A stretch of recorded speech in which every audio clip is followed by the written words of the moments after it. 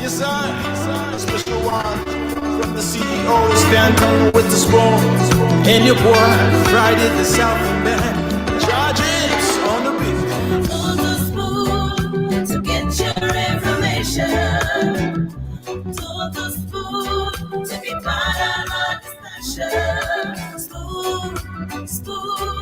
Spoon television. Spoon. Okay, folks. Good evening, good afternoon, wherever you are and whatever you are doing. Pleasant welcome to another very, very thunderstrucking edition of your favorite nighttime show from ODS Congo Town in Minerva, Liberia. Welcome to the Spoon Talk. You want to get it The Spoon Talk runs until 11 o'clock, and of course, my name is Yekezi Zwobel, sitting in this beautiful to make their decision. Wednesday evening from Liberia. You want to know what So don't go away, please invite someone to listen alongside you, to tell somebody that the Spoon Talk is on. So let's now go over to see the CEO in the back. Once he comes on, we will be starting the show. So wherever you are and whatever you are doing, keep it set, keep it locked down. Because as usual, it promises to be very, very, very interesting. Okay, so we have now to go over to the CEO to begin the show. CEO, good evening. Hey, you can say good evening, good evening. Reason why I coming on because Dr. Richardson should be joining us very shortly, but I need to hang out with you because I don't know what Nelson is, Diamond, James Good, Flomo, but you know, we're gonna run with this Allen White clip. I want you to play this clip while we get ourselves ready. All right, while you invite folks, we're gonna play something about this clip. I want us to play it. I have another one we're going to upload, and I want Liberians to listen. Those that are joining us, I want them to listen. I want them, and Yekezi, man, we are receiving information about this drugs issue again. Another drugs came to our country again. So our country is actually the base for drugs. Wow. Yeah, it's the actual base for drugs. And that's a problem. That's a big problem. So we welcome all of our folks. Tell them thank you. Invite your friends. Share the show. We will give you a very, very good programming tonight. Nothing controversial, but it will just be the truth. You know, sometimes we got to laugh. We got to joke. We said thank you, Duklik, Mambu, Samuel Dube, Abraham, thank you, Jay Benedict, Kolu, Sondo, Sebe Harris. So Yekezi, let me get ready. I'm all uploading all these videos and pictures. Played the Allen White presentation yesterday at Congress, the U.S. Congress, and then all right. and then we will just play repeatedly till we all come on, please. Okay. The same Yeah. problems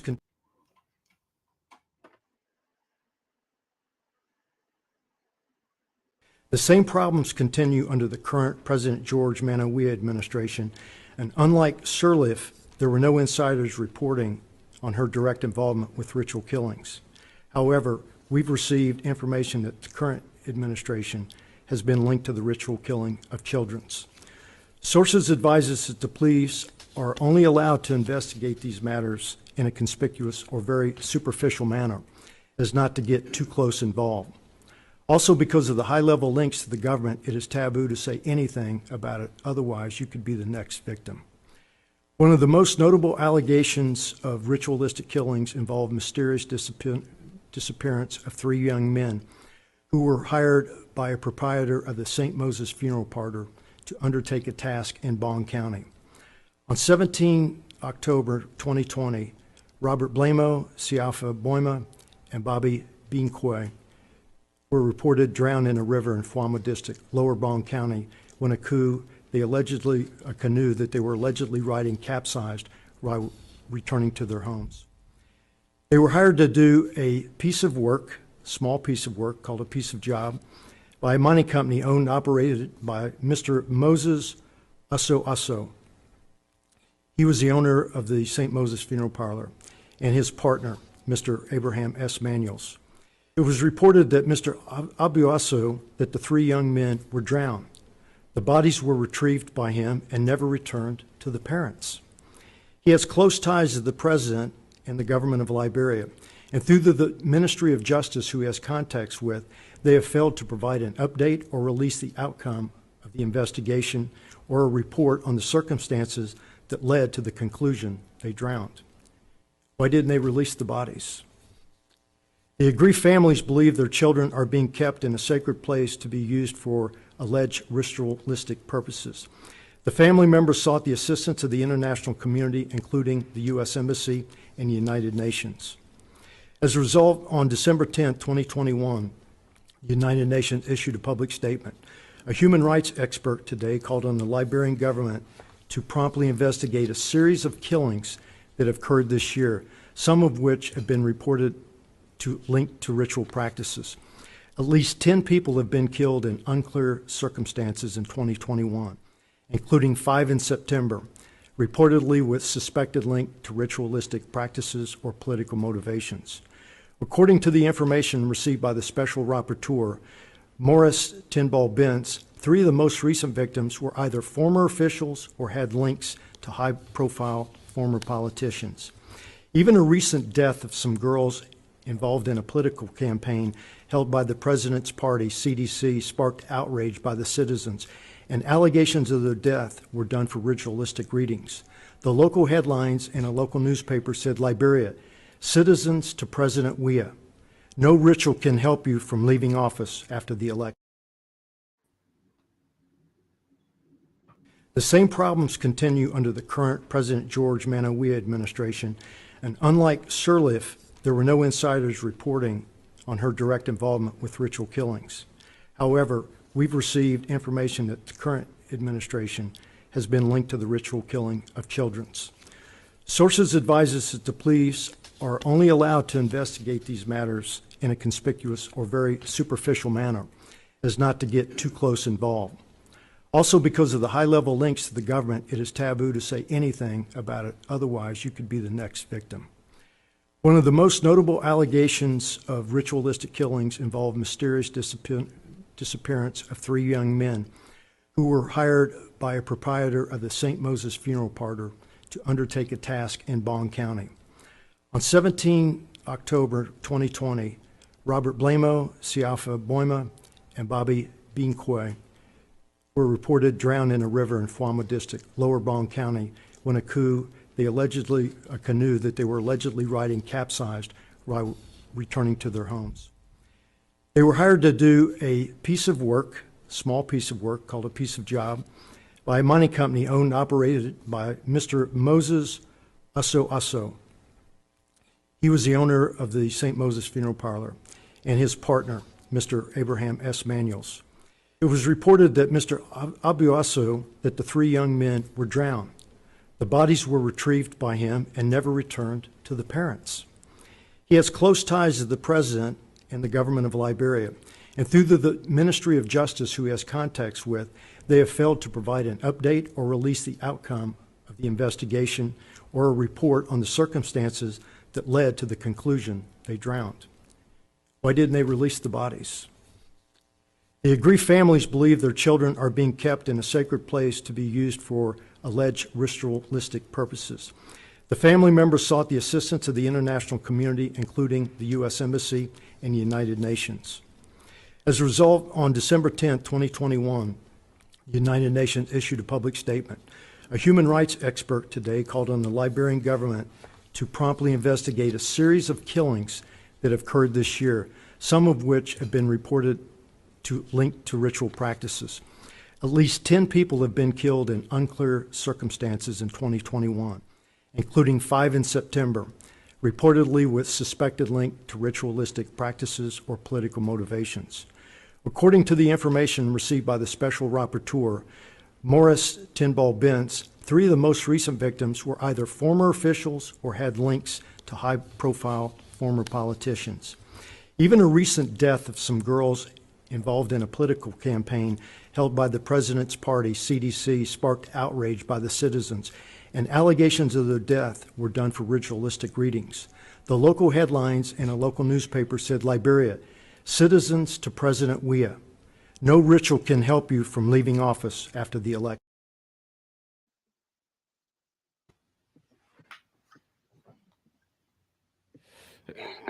Good evening, Dr. Richardson. You can see how you doing. I'm okay. How yourself? I'm doing well today. A little busy day, but doing well. Okay. Yeah, so the CEO was on earlier. He might come back. He's in the back, but he instructed that I play that video from the U.S. Congressman Alan White. Yeah, so I hope he can come back, but it's over to you in the meantime. Yes. Can we discuss how the training issues are, going on in Liberia? How you guys are? What training news do you have going on? Do you want to discuss 1 or 2 issues? My primary issue, as you probably know, was any update on the case with Jessica Lloyd and Lucas Richards, the Liberian woman that was her throat was was slit, basically, by this American missionary. So many people have many questions. They're asking why we do this. To me, it's a simple what his motive of wanting to harm her, take the baby. And I have a couple of answers to that. When you're a missionary that go to a foreign country, you get everything paid for. You get housing allowance, you work at your leisure, food allowance. Compared to if you live in this country, you have to work. And perhaps, I don't know the qualification of Mr. Lucas, but some of them have to do manual job, which can be very hard for them, or they don't want to do it. So, I believe that sometimes they go into, missionary work to get the kickback. And secondly, a lot of them feel like, we Black women, we some exotic or erotic, and they want to have some kind of experience, or they want to enslave us or whatever they want to do. And third, I believe that sometimes having a Black child takes away from their superiority of being a white person, take away from the whiteness. I don't know, because she was pregnant for him. Did he really, love her enough to say, I'm going to love the child? Or how is he going to explain to his church, to his wife, that he has this child, in Liberia? Is it legal in the United States, the state that he lives in, which I haven't checked to see if he can have a second wife? Because that's what he did. We saw pictures of him taking a second wife. And it is in the church, I know it's not going to be accepted well, because I don't believe the church will accept, having 2 or 3 wives, as, in the state, Utah, I believe they accept multiple wives, and I don't believe that's where he lives. So it's going to be like a stain on the church, and I don't think he wanted to do that either. So there's a couple of reasons that he probably wanted to get rid of Jessica, and those are my thoughts. It's just my opinion about it, just basically putting some thoughts to this. So that's I wish you did you guys hear anything? I heard he was taken to South Beach. Yes, he's been sentenced. He's been jailed as the investigation continues. Yeah. Okay, let's wait. I'm patient enough to wait. I hope that our Justice Department is equipped enough to have a fair and just outcome of the situation. That's all we pray for now.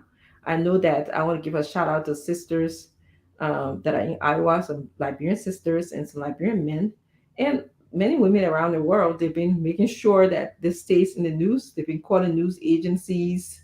I know it was on the news in Iowa. They've been going to church. Every church that supports, or the church that supports Lucas, they contacting them, telling them what he did, sending them videotapes.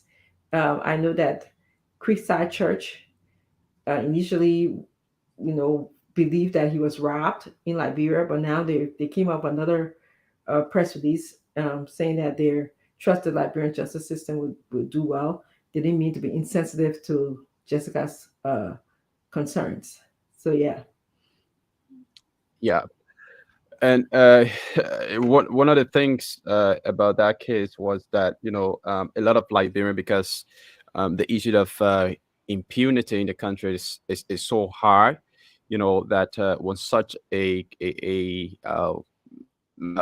case occurred, a lot of people are kind of doubtful as to whether the individual or alleged perpetrator or suspect will be investigated to the letter, and especially so Lucas being an American.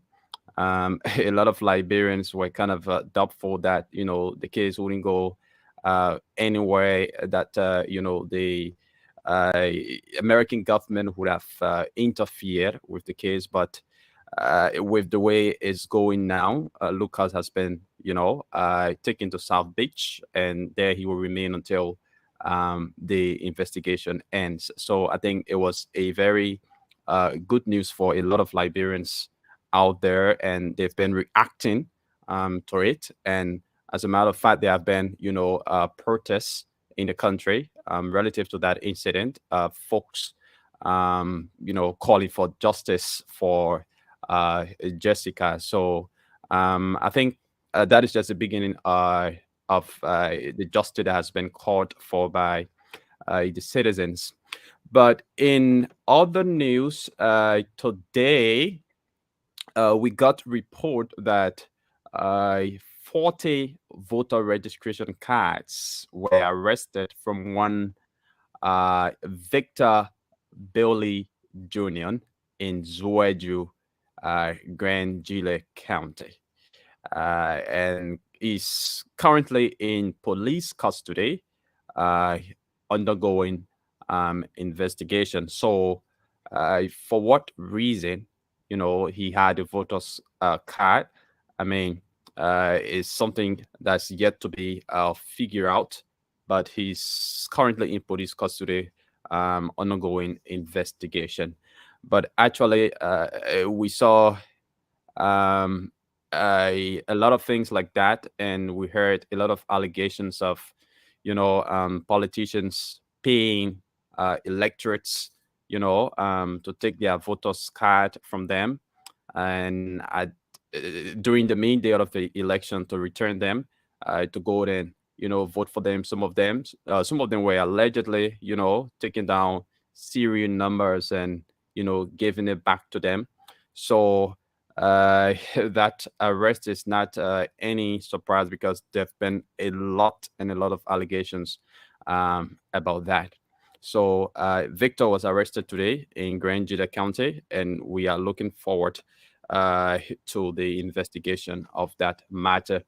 And also, the president it was reported uh, all from a release from the executive mansion website. The president should have addressed the UN General Assembly. Actually, I don't know if he did, because I have not seen anything, any statement, any video footage, any picture as of now on the website of the executive mansion relative to the president addressing the UN General Assembly. So I stand to be corrected if anyone has, anything about that, about the president's address today. Well, it will be very important that you let us know. But from the official pages of the executive mansion, I haven't seen anything, any update about the president's address. But it was said earlier on the page that he was supposed to address the UN General Assembly today, and a lot of Liberians were looking up to that. Yeah, I although I was busy today, you can see I didn't see anything. I'm still waiting to hear the speech to see what the president is going to say. That we know that the theme has something to do with solidarity, and so it will be good to see how he speaks about Liberia and speaks about being in solidarity with the developing countries. Um, or either countries around the world, not necessarily developing countries, just or countries around the world, considering all the stuff that's going on in our country, considering that he has a plate full of campaign issues to deal with. So we'll see what happens. I'm waiting to hear. And if anybody, if you hear anything, please let us know. Definitely, yeah, I guess you will be glad to keep the Liberian people informed about what President Weir is doing. Yeah, so far that's all from my end, except that a lot of Liberians have been reacting to the recent um, um, um, a statement from the Nimba County senator insinuating crisis. What do you Or say? um, What do you yes, say? Tell us. I didn't um, get a chance to hear. I heard people were talking about it on social media, but I didn't. I didn't get the full. yeah. So Senator Prince Johnson held a press conference recently, and he was specifically reacting or responding to, allegations from some supporters and partisans of the ruling establishment that even if they lose the election, they're going to cheat or they're going to take it by force. So he, held a press conference of recent, and in that press conference, he made some threatening remarks that if the CDC government or the ruling establishment, cheats in the election,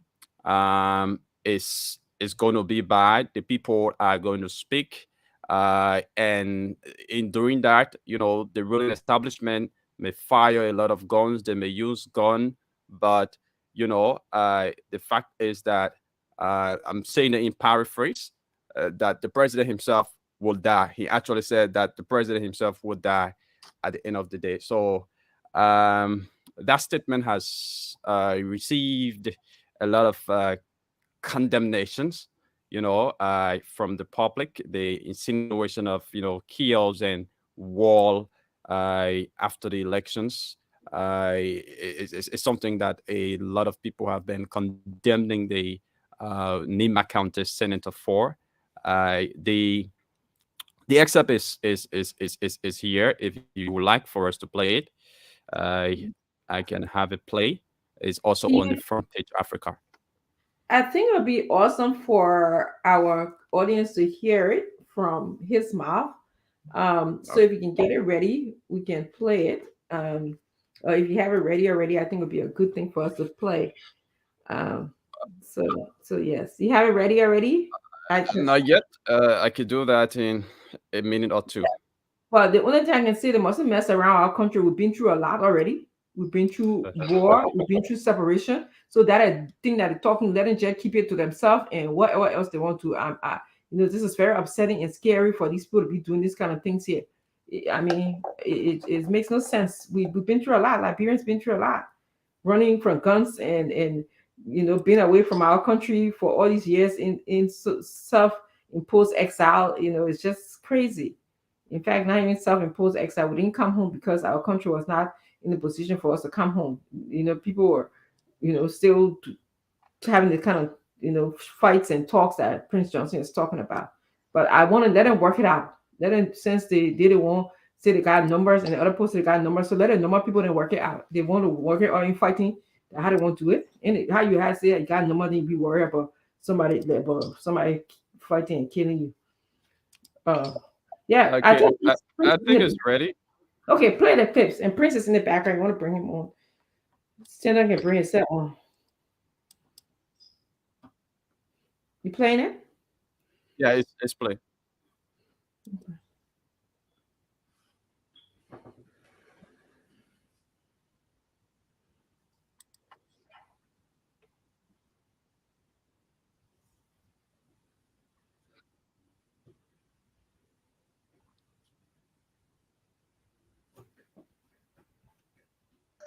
Hello, Dr. Richardson. How do you do?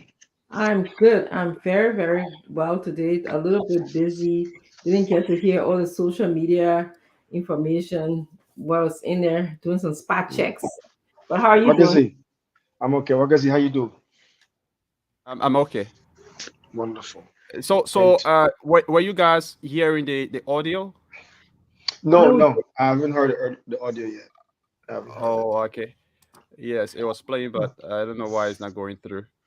Yeah, but I did have the chance of listening to the interview on the day it was being played live when Senator Johnson was being interviewed live. I did have the opportunity of listening to the interview. First and foremost, let me just say hi to the audience and hi to Liberian diaspora all over the world.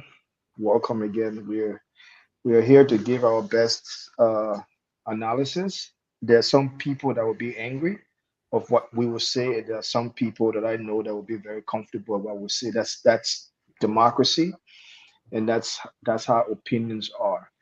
So let me just take a jab at the issue of Senator Prince Johnson. I think it went, if the audience can serve me right, if they all can bear with me, I have been on this network and I've made comments, respectful comments about Prince Johnson, Prince White Johnson, and and the Unity Party.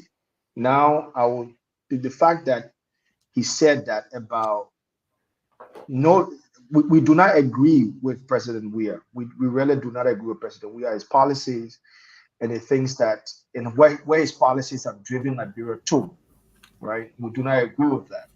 But the fact that he was brave enough to make such a statement against a sitting president has to call into question United Party's ability to step forward and be able to put a check on that. The last time I was on this network, when the government of President Weir did something that was very inappropriate to Wakai, we stepped forward and we condemned that. And we said that was wrong. Ambassador Boyka, despite the politics, his privacy must be respected.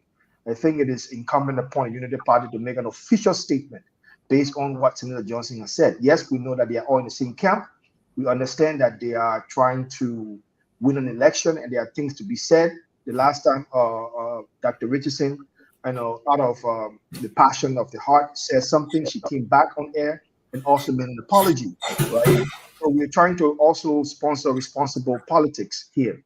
So I think Senator Johnson falls into that space. So I will hope that the Unity Party surrogates that will be coming on here today will bring something much more responsible to this program and figure out how the Unity Party can come up with a clear statement so that Senator Johnson can figure out how to make an apology to Liberian people or clarify his statement to Liberian people.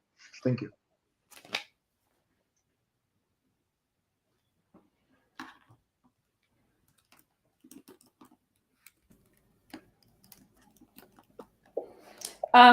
Stanton, you're gonna take all the show. I forgot for a second. You just came on, so usually you moderate. Oh yeah. Yeah. Okay. Thank you.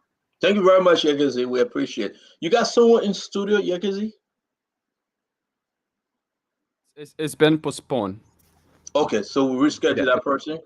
yeah, for tomorrow. Thank you very much. Okay, so let's just have a wonderful show, folks. We want to say welcome again to the Spoon Talk. We're glad that we have our brother Duadu, our brother George Soto, Godeye, Godie. Hope I'm pronouncing it right, and the troublesome Prince Maxwell. I get a bad review on this guy every day. Every day after the show, like my inbox is jammed. Prince Maxwell, Yes, they attacking, and they are not attacking absolutely. Dr. Richardson like before. They are not I attacking expect Prince that. Maxwell. I expect that. I expect that because Dr. Moneybird's position is absolutely clear when it They comes to are Liberian they are politics. not A attacking Prince re-engagement, Maxwell. a re-engagement So of Liberian politics. We've always said that. The renewal of the Liberian mindset as it no, let pertains me to the not call you. politics and everything else. I call your Most name. definitely. You will not give me a chance to talk now. Jeff, you can call your name. You made Dwalu. Dwalu get another job after year. He go on the drive-through. He go on another person's show. And so we have to give Dwadu a early break because he go on 3 different programs, making the case for UP. Dwadu, you attack your papa this morning. I was watching Samuel Jackson. It's like you went after him. He has 7 people watching, and when you add, you went there, you make it 8. And he was talking about Liberian new economy development and progress to the growth of our economy. But you were asking some questions that I believe he didn't answer. You know, I've spoken to him before, and I'm a firm believer that in order to change the country, we got to talk about some of the issues. He's an economist, and I love that he understands the number, and I would love to sit with him sometime so we can talk about the economy of Liberia because it's crucial. And what he was talking about today make a lot of sense. We have no controls in the country. I've listened to Solo in the past and some of his vision for the country. We need control. This is our country. We should be controlling everything in our country, and I firmly believe this. And you know, I've read all his publications, and like I say, I love to publish his economic papers myself. But at the end of the day, how can we be secondary in our own country? So it doesn't make sense to me. Not one bit. And that's why you are asking. I don't think he answered that question well. I like Uncle Sam. Yeah, but he always want to talk in the back. Then he come to the front. He says something else. That's my problem I have with Sam Jackson. Sam Jackson will tell you everything that you want the world to know, right? Everything he ever went to school for, the struggle he fought for. But then when he presented himself on Facebook, and the lot of sedition watching him, and Samuel Tour and the president, he calls him the president watching him, and he hold back. But you got to understand Samuel Jackson's position on Stanton. His position is not, I had to find a euphemistic way to say this. It's not, let's leave it go. I can't find the right word to say. No, but listen, man, you gotta eat dry. You cannot eat dry dog with shame. The dog is dry. Eat it. If you're hungry, you eat it. So you cannot have it both ways. And go there. And that's my problem I have with some people, my brother George Soto. You know, you come and you say your own. Let the other side say their own. For me, I do not hate George Weah, but I hate his policy. We cherish George Weah. And that's why. And that's why you see a smart man. Let me lay on this, Georgie. I just don't like the way he ran the country and he continued to run the country. That's my problem with George Weah. I mean, coming up, growing up in Western, we clap for George Weah when you were playing soccer. But the people gave you the power to run the country, and now you're messing up every day. Every damn day they're talking about drugs on RIA. Now it's your deputy national security director. His name is all on the drugs issue we're about to discuss today. Finabono allegation of drugs. You did nothing. Your DEA director and deputy director on recording on this drugs issue. It taking Alan White to talk about ritual killing in the country. These guys are going to be talking about extrajudicial killing. I just don't like the way the men run in the country. Friendship or no friendship, I care less. But let's hear you all, Joseph. I mean, we need to hear you coming in, man. No, I think the most critical thing is when you see intelligent men like Tualu struggling for words There you go. Eduardo, whether you are in the professional space or you are in the political space, there's one thing that binds us. We must say the truth. We must have the courage and the fortitude as patriotic Liberians to say the truth. And sometimes when we reclaim the professional environment and we say, oh, I'm not a politician, I'm a professional man, I'm an economist, or I'm an engineer, we are only running from our patriotic responsibility. Even a Liberian engineer should professionally say this road is not being built properly. A Liberian economist who has no party line should be able to evaluate the economy and say it is going well or it is not going well. These are the shortfalls we are seeing and hold people accountable. It doesn't make a difference what side of the professional or individual political aisle you want to play. The truth must come out. The truth must be easy. When you speak out of both sides of your mouth, there's no language for that. It's difficult to understand. But Stanton, let's go back to, the whole point of the discussion, the drugs in Liberia, the ritualistic killing to which I think Congress is highly alerted now, and we expect to see some direction of accountability. Um, how do you not take responsibility for these acts when you are responsible, as by our laws and constitution, you are responsible to protect each and every citizen? Why are citizens dying without explanation? Why are citizens dying and their family are not even having reproofs to say, yeah, it was investigated. This is who the culprit is. The judicial system is kicking in. Or at least I know what happened. And that is a fear for the entire population. It might happen to 1, 2, 3, 4, 5 people. But if tomorrow something happened to Stanton or to Prince or to that, the trend in which the Liberian National Police, with its ineptitude to look into issues or investigate issues where drugs come into the country, they say they point it. There's no crime lab. You take people to court, you say you brought drugs. Parents say, no, I did not. Where's the evidence? We point it. I mean, these are all things that lead towards, whether by intent or by the ability to deceive the Liberian people, our government must be accountable for security in our country. It must be accountable for the influx of drugs into the country because the government handles the justice responsibility all the way from protection to investigation to the judicial system where people go to court and they are tried. The government is responsible for that. You cannot outsource those responsibilities.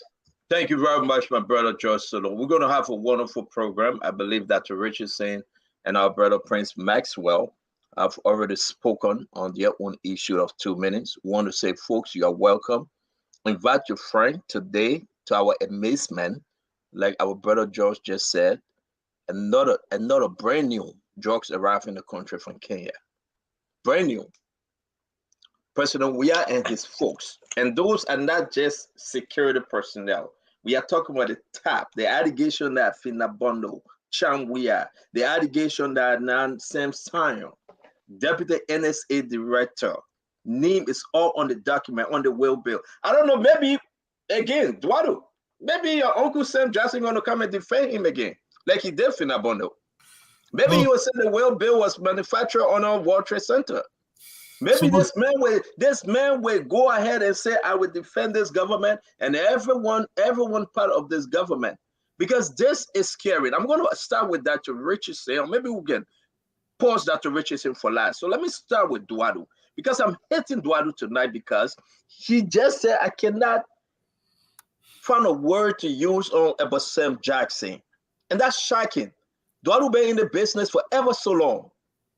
He chose not to go and speak the truth about Sam Jackson, his own bastard uncle, then that's a problem. But folks, let me bring your attention to something. Today is the 20th. Brand new drugs issue in the country. Brand new drugs issue in the country. Last week, they confiscated another drugs coming from Sierra Leone, but this one, the plane coming from Kenya. We play the clips of all the recording. Who managing and who reporting? Who turning over the drugs? Who burning the drugs? Who lying to President Weah? Is President Weah involved? Is that why he telling the folks at the UN? Our country have turned to be a narco state now. So don't look at Mexico no more. Just go ahead. Let's take it to Liberia. And we are not talking about opium that we call it, marijuana. We are talking about cocaine, crack cocaine, and everything coming in huge quantity in our country. So, Eduardo, let me give you the chance to speak on these things, and we'll do the round table. Then we'll show the pictures of the drugs and all the documents thereof. Eduardo? Hey, Stenson, Solo is absolutely right. We cannot be muted about issue pertaining to Liberia. We have a duty to Liberia. Sometimes the reason why I'm hesitant on Samuel Jackson because I believe he knows better. He knows what is required better. Hey, my brother Prince Jacob, welcome to the show. My thing here about the drug issue in Liberia and the way Samuel Jackson is defending this thing, I cannot fully explain this. Now, I'm going to make a disclaimer here. You know, we were both former Marines, so we have this commitment to each other in certain respect.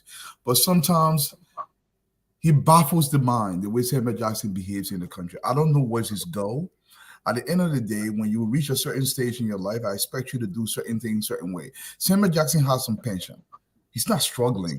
I mean, he's not a rich man, but he will live a comfortable life. But so I don't know what he's defending. So when I struggle to find the words, it's out of respect for Mr. Jackson because I know he knows better. And I've listened to the Sam Jackson podcast pre-support for the CDC organization. So I know what he's capable of doing. So sometimes I hesitate because it's baffling to me that Sam would defend something that is destroying the future of this country. Even trying to put spin on it sometimes, it boggles the mind. It boggles the mind. That's what I want to say to you, Mr. Stanton. Thank you very much. Let me bring in, thank you very much, my brother Eduardo. Let me bring in Prince Maxwell. Let's stick with this issue. I read on the whether you follow his clip because Sam Jackson, that's my Uncle Sam. I respect him. But it's shocking, as I will reveal now, the new drugs coming into the country, they're playing the information, the will bill. You talk to me. Folks that Samuel Jackson defending these things. Look, listen, Stanton, it's a very it's important that you talked about Sam Jackson. I really do appreciate that. Sam Jackson is one of the pillars of the old generation in Liberia that I have been speaking about. With that being said, I have a high level of respect for Sam Jackson. He's been more than a colleague, a big brother, a father, you know, around me, told me and everything else. Once upon a time, I remember he even called me up out of surprise, and I told him what my personal views were based on what was being discussed. But let's get down to what I'm not surprised that Sam Jackson is doing that, right? If we go all the way back, Sam Jackson defended Charles Taylor very, very well. I remember the very first time I ever saw Sam Jackson is when I saw Sam Jackson on CNN defending Charles Taylor. The point is that the point I'm making is that he always tried to pick the wrong people to defend. Right now, we're talking about issue of drugs in the country and how it's damaging the youth. I would expect Sam Jackson to be very vocal. I came on air last time and I said the older generation should be able to speak to this issue. This issue is not a partisan issue. The fact that drugs is coming in the country is a danger to our national security. For Sam Jackson to be defending that at this point, it's sad. I think that's a mistake he's making, and that will go down in history. And he needs to be reconsider that decision that he's making to defend the president at this point in time when the country is really looking for voices that will defend them as opposed to supporting the president when he's not living up to his constitutional commitment to the country. Recently, Dr. Moniba unveiled his plans with Front Page Africa, and that's one of the things he said. And one of the key points I do remember when you're speaking, he said, this election is a pivotal moment that could either propel Liberia forward, or at least, if I do remember what he said, keep it straight for generations to come. And that is important. That has weight at this point. And if Sam Jackson is making such a statement, then propelling the generation for the future is being trampled upon, because he should be very clear, even if he's still supporting the president. He should be very clear in stating to the president directly, Mr. President, this is wrong. You need to step up national security. You need to make sure the borders are protected. You need to make sure the youth are protected because this is your constitutional duty. The fact that he's not doing that and going to defend the president is also bad. And we can also talk about the president and his foreign minister. The foreign minister being absent. There's a fracture. We now have a fractured government. And these things are critical. I want to to hold on Liberia. to the foreign minister. It will be our next round of conversation. Let's stick with the drugs thing of my brother Prince. This is very important. And we'll talk about the president. We'll talk about the foreign minister who is MIA. I mean, it's all over the newspaper. This guy cannot come back to America. He's on pure restriction. So we'll talk about that. But Dr. Richard said, I will keep it for lies. My brother Solo, look at this. This is drugs, Georgie. The name written on it as Sam Sam. Okay? This is the drugs with the well bill. And I will go ahead to make this thing bigger because we need to see it.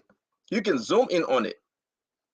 The name on this well bill for Kosani, and I want maybe our brother can send it to Sam Jackson. All right? I just want us to understand something over here. This issue says Sam Sion on it. Again, President Weah is listening to this. Again, this is before you get into the Adam White clip, Solo, something is creeping on your skin right now that your deputy NSA, the allegation that he bringing drugs in the country, how big it is, man. How serious is, how far can this thing go, Georgie? I think it will go as far as the Liberian people allow it to go. I see no sense of consciousness in this government. I see no sincerity to the well-being of the people. I see no attachment to even being considerate to the intellectual level of saying these things are hampering our progress. These things are scaring investors. And these things will probably even cause us the election. You see no activity from the government. You see no realignment from the government. You see no constructive conversations being created about solutions to solve this issue. The government is complacent either by participation or inability to control our ports of entry, both of which is their responsibility. These drugs are not being dropped in the air. They're coming to Rawalpindi or they're coming somewhere. Government officials' names are attached to it. The president have done nothing. Up to date, one person have not gone to jail or lose their job over this drug situation. Now, every sane president who was in a re-election year would have let some hair rolls. So where I draw a general conclusion from intelligentsia that the president is involved. You are either involved directly by inputting these things to kill our children, or you are involved indirectly by allowing the complacency within your rank to undermine our very national security without action or plans being taken. So you cannot remove anybody in the government from this. Our government is bringing that drugs in either by will or by ineptitude. Our government is responsible for the drug problem in Liberia, period. So thank you, Joshua. Let me welcome Mame. Thank you for joining us. Fagon, thank you.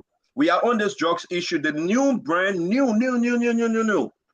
Something was on the paper the last time about them bringing it from Sierra Leone, cross border. This one, I think somebody need to visit Kenya Airway. I think this is calling for international concern that they will start speaking to Kenya Airway. How are they bringing drugs in our country? It's not the first time. It's not the second time. Who giving them the right to bring drugs into our country? See what we are saying, Mame, before I go to Fagon, because I want to keep that to Richardson for last on this. See what we are saying here. Look at this thing. It carrying the name, Sanseo. This is the airway bill for the suspected cargo, which was seized today. This information, some people like my Uncle Sam will say these the documents are fake. The drugs fake. But remember, man, yeah, we are. Again, few weeks back, allegation was Finabondo. Few weeks back, allegation was Chamwea. Few weeks back, it was Michael Dungy, the president brother-in-law. And yet we now saying the Deputy National Security Agency Director. If it is true that's him, what say you, Abula? What I gather is, and good afternoon or good evening to everyone on the show. What I gather is the same sign on the document is actually the Deputy Director of Security at the airport. That's, I just put in the app because that's what I gather, right? So we'll do further, investigation. But what is common is it is a government official whose name they just came in. Look, let's be straight to ourselves. George, we are not able to run this country. It's simple. He came to lie, steal, and go. He will not change. Do you think the president is fully aware of the operation, the drugs operation at the airport? I have no reason to doubt that the president is aware of what is happening. What you see happening now is not an arrest. The government is not arresting drugs. These drugs were not arrested, like to rearrest. They were elected. They had no option. They were informed that we have identified drugs that are supposed to be arriving at this time and this date. So they had no option but to arrest it. And not to cut you off, and so are the previous cases. Exactly. All of the cases of drug arrests in Nigeria, let's just add that. Okay. So it is not that by the government's own volition or by the government's own decision, they are arresting drugs at the airport, especially at the airport. The drugs were arrested because the intelligence informed them that drugs have been tracked and is expected to be landing at your port at this time. Pick it up and let's investigate. The drugs is going to the US embassy to be tested. It's on its way, or it has not already been there to be tested to confirm what it is. So this thing cannot be happening, and people keep saying that people around the president, let me hold you before I go to Fagon. You are saying it's not the Liberian government reporting these drugs? No, they are not the one reporting the drugs. Including the $140 million drug, they were elected. You are compelled to act. There is a foreign intelligence agency telling you drugs is in your country. This is the location. This is who has it. You got two options. Let Mambe finish, because then we are moving to another conversation here. Because go ahead, Mambe. Yes. It's important. So talking about the drugs, we all know that I know that the president is aware, the president is involved. If the president was not aware and not involved, from the first 40 million, he would have taken action. Stanton, everybody on the show, when George Weah launched his campaign for the presidency, everything associated with him was the young people. The young people, on the sweat and blood of young people, George Weah became president. If you can provide them job that you promise, and you see somebody destroying their future with drugs, and you cannot say a word, you cannot express righteous anger that the people on whose sweat and blood you became president are being destroyed by drugs, no anger, he's complicit. He's involved. They are not arresting drugs. They are instructed to pick up drugs that have already been arrested. Those that the intelligence don't pick up, they pass through the port of entry, they go in the streets, the young people take it, they button the walls, they button the lampposts. Okay, so I will read this, and we're going to bring Fagon in. Then we go to Dr. Richardson. We welcome our brother Fadika. Fagon. These are reports from the Robert International Airport. They are confirming that they have seized 3 consignments suspected of illegal substances. 3 of the shipment arrived as cargo, while the other came in as baggage on the Kenya's airway. September 11, 2023. They are promising to open those boxes and consignment tomorrow. And they're asking all the journalists that are able to be there that they should be there. Now, it is important the airway bill from the photo, okay, that was confiscated bear the name Sam Sion. He is the suspect at the center of the ongoing drugs investigation. Fagon, last week, we talked about Livingstone. Last week, we talked about other folks. Help Liberians understand tonight, where is our country? How can this president stand in front of the United Nations to deliver a message to the world where he have turned our country into a narco state? Well, thank you and good afternoon to all. Stanton, when the first case of drug issue happened, I said first case, that is about 2.5 weeks ago, or thereabout. When the name Sam Sion pop up, I said to you, I said, Stanton, the guy who said his name Sam Sion, that our reporters are saying this is not the Sam Sion from NSA. I said he's an imposter, or he's somebody trying to cover up. The real Sam Sion is the deputy director at NSA. If you're going to see a bag or a box with Sam Sion on it, all of you here are Liberians, regardless of what party you're from. And they said deputy NSA boss. You able to touch it? NSA is the only agency that cannot be audited in the open. Their operations is strictly security. And who is Sam Sion by the way? It's the deputy NSA boss for operations. Who fool you to go and open NSA suitcase? Who fool you to open NSA bus? Come on, guys. That day, when they brought the moringa, alleged moringa that turned out to be methamphetamine, and they said, oh, the gentleman over there, he said, he said, Sion. I laughed. I knew it was a cover-up. But I knew it wouldn't be long before they attract and disgrace. Remember the first consignment that came in by August 30th. And we're talking about it 11 to 12 days after. This particular one was busted around September 11. And we are just now talking about it. This government is a Narco government. Make no mistake. This president was arrested in the United States at the scene of a what? Drug bust.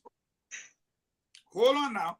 At that time, he was the world best and a close friend of the late Italian Prime Minister Silvio Berlusconi. He was also not only the world best, but a good friend of the King of Monaco. He was also the friend of many world leaders because of his talent. So some kind of way, he said, I will only visit him. And that's how he walked out of there. But the likes of Sam Doe at the port and all these other guys, the likes of Sam Sion and others, make no mistake. The $100 million worth of drugs, just like Mambe said, this thing, we've gone 5 years in this government. This company been operating. So tell me now, had the Americans not said it is in that container, we saw it, can we go open it? We have never seen it. If I go, I don't want to call you up, but I want to add points so that the conversation can flow. Hold on. It didn't take 2 weeks to 3 weeks. The $40 million worth of drugs came in. So it was back to back. Now you see what happened? We found the moringa. We started talking about the moringa. A name Sam Sion appeared, spelled the same as Sam Sion for NSA. Today you see the boxes, but there was a suitcase that could have just been handled by the hand and walked us out to the NSA vehicle. That suitcase carried the name Sam Sion. We will look deeper, probably not in this administration, but it has a bad thing for our country. Our country, we continue to say, is a narco state. And we're looking at people who say, oh, you know, when Joseph Bagaye be there, Joe will be there for the second round. Not going to happen. The Liberian people have decided, look in Bapolu tonight, and any attempt, that attempt will be met with stiff resistance. We will rescue our country from being a narco state. And Stanton, before you come in, the radio station, I keep hearing a bunch of news about the radio station in Liberia. I know your guys can take a look at it. You see it's being changed. Or it says possibly could be being jammed. I don't know. But just Every day, Eduardo. Every day. all right. Every day when you and myself appear on Spoon Talk, the radio station is jammed. No, And no, I'm no, telling you, Pago. And hold on 1 minute. the I'm point telling of you, every yeah. day. Hold on 1 minute, just so. Every day when you and myself appear on Spoon Talk, the folks are all trying to do everything possible. Let me bring in Yekezi. Can you come on, Yekezi? They are saying it's off again. Yekezi. Yeah. Yekezi, come on. Is this station on? Yes, the station is on, but like you guys have been saying, sometimes, I mean, it goes on and it goes off and comes on. So all three station. Yeah. And the man at the center of that is Sam Samuel. Did I not tell you this before, Stanton? Okay. They said the box. The box came from Italy. They said Can it you- in the back of a car. Can you go ahead and is it on right now or is it off? It's on currently. Okay. So it goes off and come on. They will play those games, but we got something coming for them. We'll fix it. Some good people out there working in our interest to get it done. They will try to jam it, it won't work. If you look outside of the compound right now, you will see a van. There's a van parking right outside of the compound, Fagon. And in that van, you You're got a telling the couple of former folks. deputy. You got a couple Minister. of folks in the van, very close to the network, to the compound. Can you call Diamond? Call Mr. Lloyd, the technician. Let's try to work on this because the folks in Radio Land need to hear us, please. All right. Okay. All right. Okay. It's that the government again, they will be on and off of the station because we are telling you the truth, folks. If there's any other way you can get this thing to hear the truth from Spoon FM, please do. But we'll keep pushing that this drugs issue is bad. Let me go to Dr. Richardson. Dr. Richardson, your take, Fadika, then we'll go back to George Soto. Who got something to add? Dr. Richardson? Well, it's good to see everybody today. Regarding the drugs issue in Liberia, I want to say that it's time for all well-meaning Liberians, whether you're young, whether you're old, whether you're a woman, a man, whether you're in public service or not, it's time for us to stand against drugs entrance into our country, or just drugs in the country as a whole. It's bad. Drugs is bad news for our country. It has bad consequences. The consequences include our security problem. When people are on drugs, they will do anything to get it. If they kind of come and break into your homes, if they kind of to pull your pocket bag away from you to get money, they will do anything for that high. Okay, just to get high, they will do that, and we don't want our country to get to that state if it's not already in that state. The healthcare problems. When you're on drugs, you don't care for your health care. There's a high rate of sexually contraction diseases, okay, STDs, sexually transmitted diseases among this population, and that puts a burden on care systems. Our country already don't have enough money. We're not even allowing enough money for healthcare system, and then now we're sitting down there and people not taking action against drugs. The economy will be bad because we'll have to take money from things that we should be spending on, like maybe strengthening our borders, maybe empowering our women, maybe our court system. We'll gotta take money to now strengthen the healthcare system. The education will be bad because I don't know who it affects. The teachers who will be teaching and who will be in class. The productivity of Liberians, we're supposed to be relying on the new generation to take care of us, the old people. But if the new people are on drugs, who are they gonna who the old people will rely on for them to take care of us? So we have to look at all of these things. It destroys family, family lifestyle. People get separated.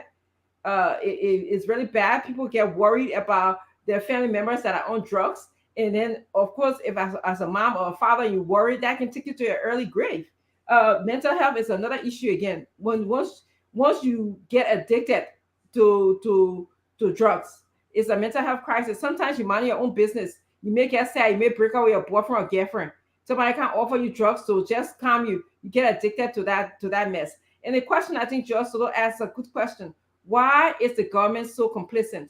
when you ask Josh Weah about the drug situation in the country, about the people who are, accepting drugs, who are government officials, he passed the buck. He passes it to Ellen Johnson Sirleaf. The last time I heard, he said, "Oh, and United Party used to bring in more drugs in the country." Is that an answer, people? In developing country or in a very, very powerful country, somebody who's serious about drugs, you will be standing up as a precedent to letting heads roll. You'll be standing up. You'll be firing people. But this is not what we're seeing. So, they must know something, as Mama said, or they must be very, very complicit. This is why, many of you will not like what I have to say right now. You have to elect a hands-on leader. You have to know somebody who knows how to hire people that are competent enough to work at our borders.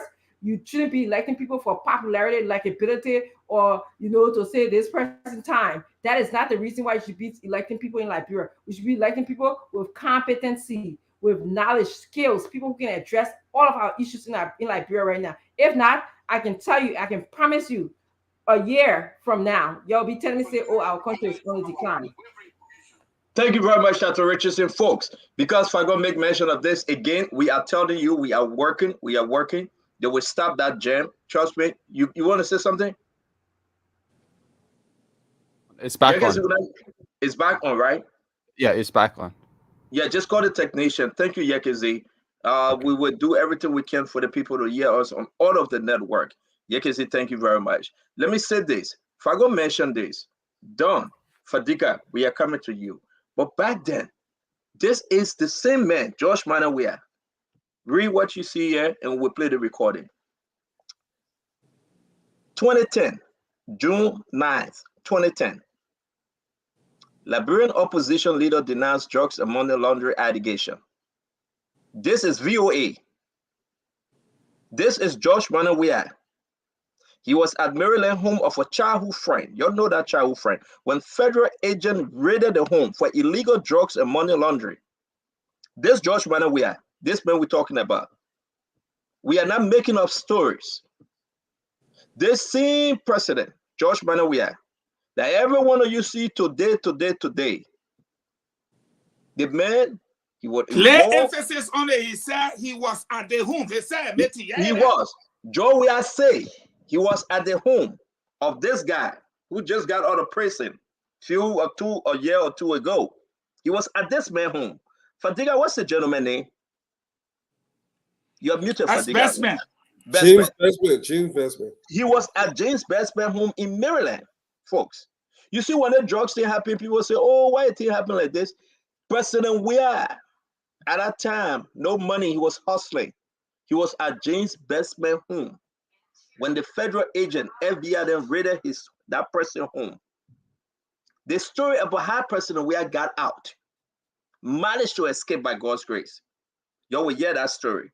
So when we're talking about this thing they call drugs, as you can see over here, that coming into the country, under his director, his chief of protocol, the allegation that they're bringing drugs in Liberia to make your children turn them into cuckoo, crazy. We need your attention. So VOA color with President Weah. They decided to ask him questions. Let's listen to what the president said.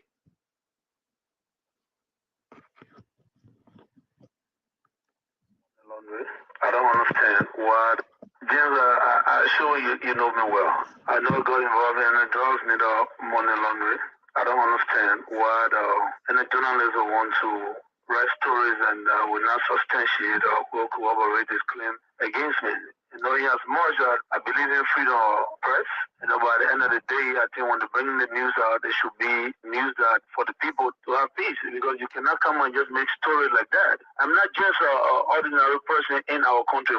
I built my reputation over the years. You know, I don't think it's right for any journalists, because they have freedom of press, to just write anything out of it. You know, it's very unfortunate. It's sad, you know. Ambassador, I think the story you are talking about was in the front page Africa, and it has to do with one Mr. James Bestman, who lives in the United States. And the report is that you were on the premise of Mr. James Bestman's house when U.S. authorities raided the place and arrested him allegedly for money laundering and drugs. Did you know Mr. Bestman, and were you on the premise? Yes, I've been knowing Mr. Bestman for almost 20 or some years. We have a very good relationship. There's no time that I witnessed a drug raid or money laundering raid with FBI and what have you. What happened there was I was on my way to Minnesota to the convention, and I decided to pass to James because he should have been part of those who are trying to watch the convention. And when I got to the place 9 o'clock coming from New York, through Philadelphia, when I pulled into the garage, in the driveway, Mr. James came down the stairs, and I saw 2 officers that serving a warrant that they needed to come with them. Well, I was there by my car because I just arrived, and they asked me a question. I got my ID card, and the guy asked me to wait right there, and he called the federal office, and I called my name, and they ran my ID card and they got information on me, and they said, thank you very much, and then I asked the guy, I said, what happened? He said he didn't know. He just, all you know is a federal case, and you have a warrant for James. And then we laughed about it. I told him, I said, well, I came the wrong time. But again, James, I will ask you this question. There will be no way in this America, this law-abiding country, that will arrest somebody for drugs and then they let them go. Why do they let me go? Is there any dispensation for me to be caught in a drug raid and they just let me go like that?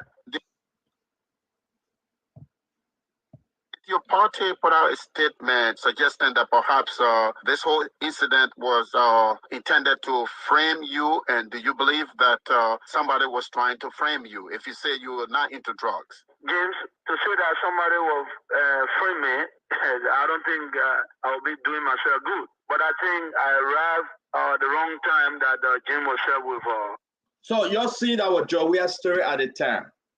But monkey get blind hand, monkey get blind, we stay with the monkey till the monkey die. Okay? Monkey get this James best man that we're talking about. He's out. It will shock you.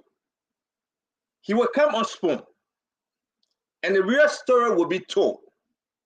Because folks that were at that scene at the time when Joey said, first time, listen to this. He said, I was never there. I was never involved in any raid of money laundering or drugs. Then he said, I went there, I drove my car, I parked, and they asked me a question. Let me say this, folks. I shouldn't be the one doing the show. We'll play the rest of this recording because I will say to all Liberians, stay tuned because Mr. Bestman will explain his side of this story. And we will know who President Weah is. I will bring in my brother Fadika Gibson, and then we'll ride this thing because we have a beautiful show for you. When people lie too much and they say, cover up, look at all the faces. Finabondo, the allegation. Chamwea, the allegation. Michael Donkey, the allegation. Sam Sion, now they want brush and say that other Sam Sion, the allegation. Look at those people that are very close to the president. The recording that we play about the LDA boss, the deputy director, all of them bring their hands up straight. President Weah said he will not fire anybody because it's election time. But let me bring it down. We'll go further into the drugs thing. My brother Fadika. Well, there's a saying they say if you walk like a duck, act like a duck, probably it is a duck. President Weah have consistently shown that he's a known drug dealer. And if we look in Liberia right now, we cannot divorce what is going on from President Weah.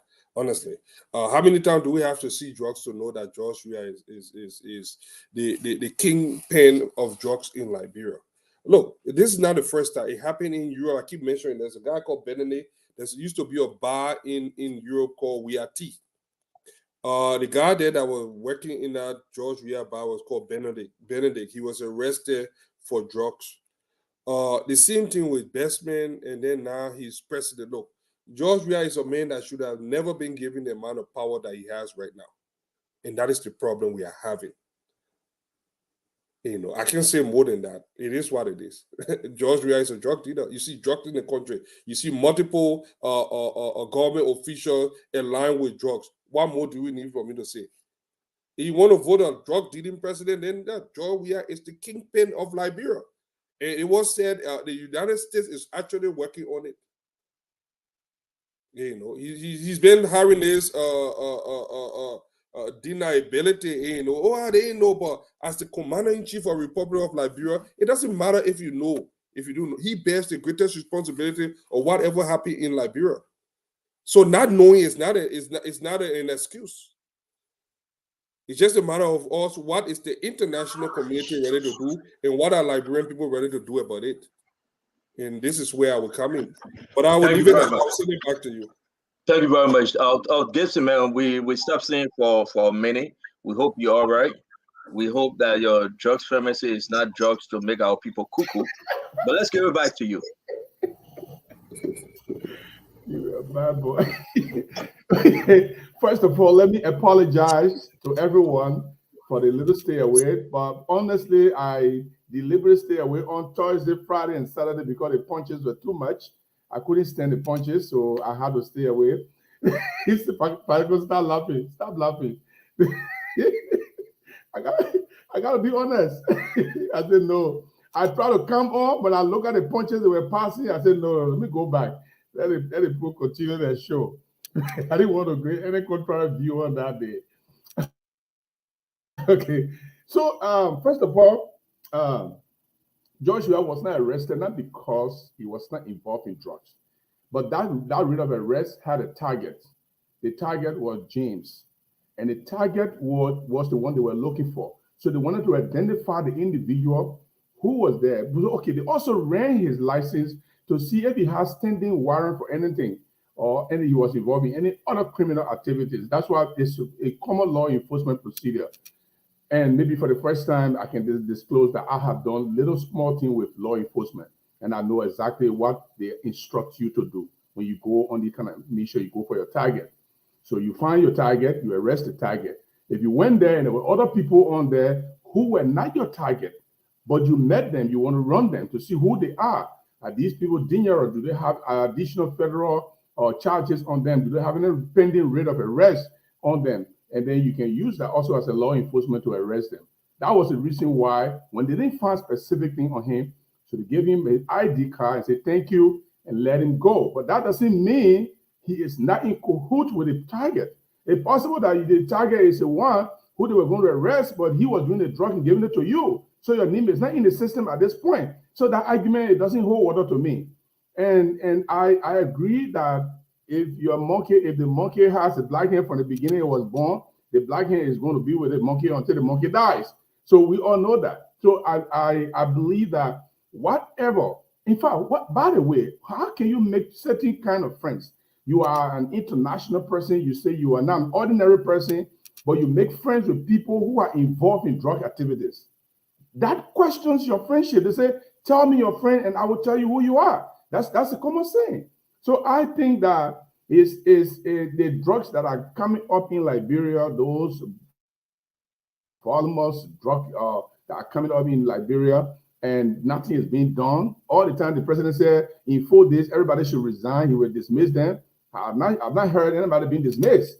So absolutely, I believe that Josh Weah is complicit in these things. You say people should resign or you will dismiss them. It's more than 4 days. Why are the people still doing that? Names are coming up. Finabondo name is coming up. All the other people names are coming up. Why you don't take action? This is why Liberian people are fed up with Josh Weah. That's why they are fed up. And that's why they want him removed. And again, want to say, folks, as you there's something out there from Sierra Leone. The marijuana that came in, a lot of them, okay? It came in, who received it, who burned it, the process. But I will tell you this, the director for DEA said George Manawea will never fire him. He said that George Manawea, you can play all the clips in the world. When someone speaks like that, Fagon, that's something to know why the president cannot fire them. Either the president part of the gang. That the chief, that the baron. Either that president is part of the cartel. He's the baron. So to hear that, the man said it. The man called somebody, I will not call his name. He said, I understand what is going on, but this president cannot fire me. The late Muna Pena brother, the deputy DEA boss, said the president cannot fire him either. These guys, then they are boasting. The dead president, we have to fire them because you know what? They will tell it all. Look at Livingstone. Livingstone promised to tell it all when he leaves Liberia. Then Gibson, how many times you talk to Livingstone? Gibson, unmute yourself because I know. How many times did you talk to him? Multiple times. I did multiple times. I think 4 or 5 times. I'm not going to get him in trouble. But the message, I'm a United States citizen, and I will leave this country, and the Liberian people will hear the truth about the drugs at the airport. Prince Maxwell, if you've seen these guys that are in government coming out and said they will say it all, it put the president in a situation bags. And it also put a cartel that's been built in Liberia at a risk. Look, let me point this out to you, Standard. This is even much more deeper than what we're even thinking about. Number one, based on this drug issue, it means that all of our port of entry has been compromised. The security out of our port of entries have been compromised. Of course. That's number one. Number two, let me point this out. The National Security Agency, because I want to ask Liberian people a question. We have a national budget that supports all of our ministries and agencies to keep them operational so that they can do their job in defending and providing for the country. The National Security Agency in 2021, based on the national budget, received 10,534,400. Fast forward, they also received 11 million in 2023. In this 2023, the National Security Agency is to receive $9,213,084.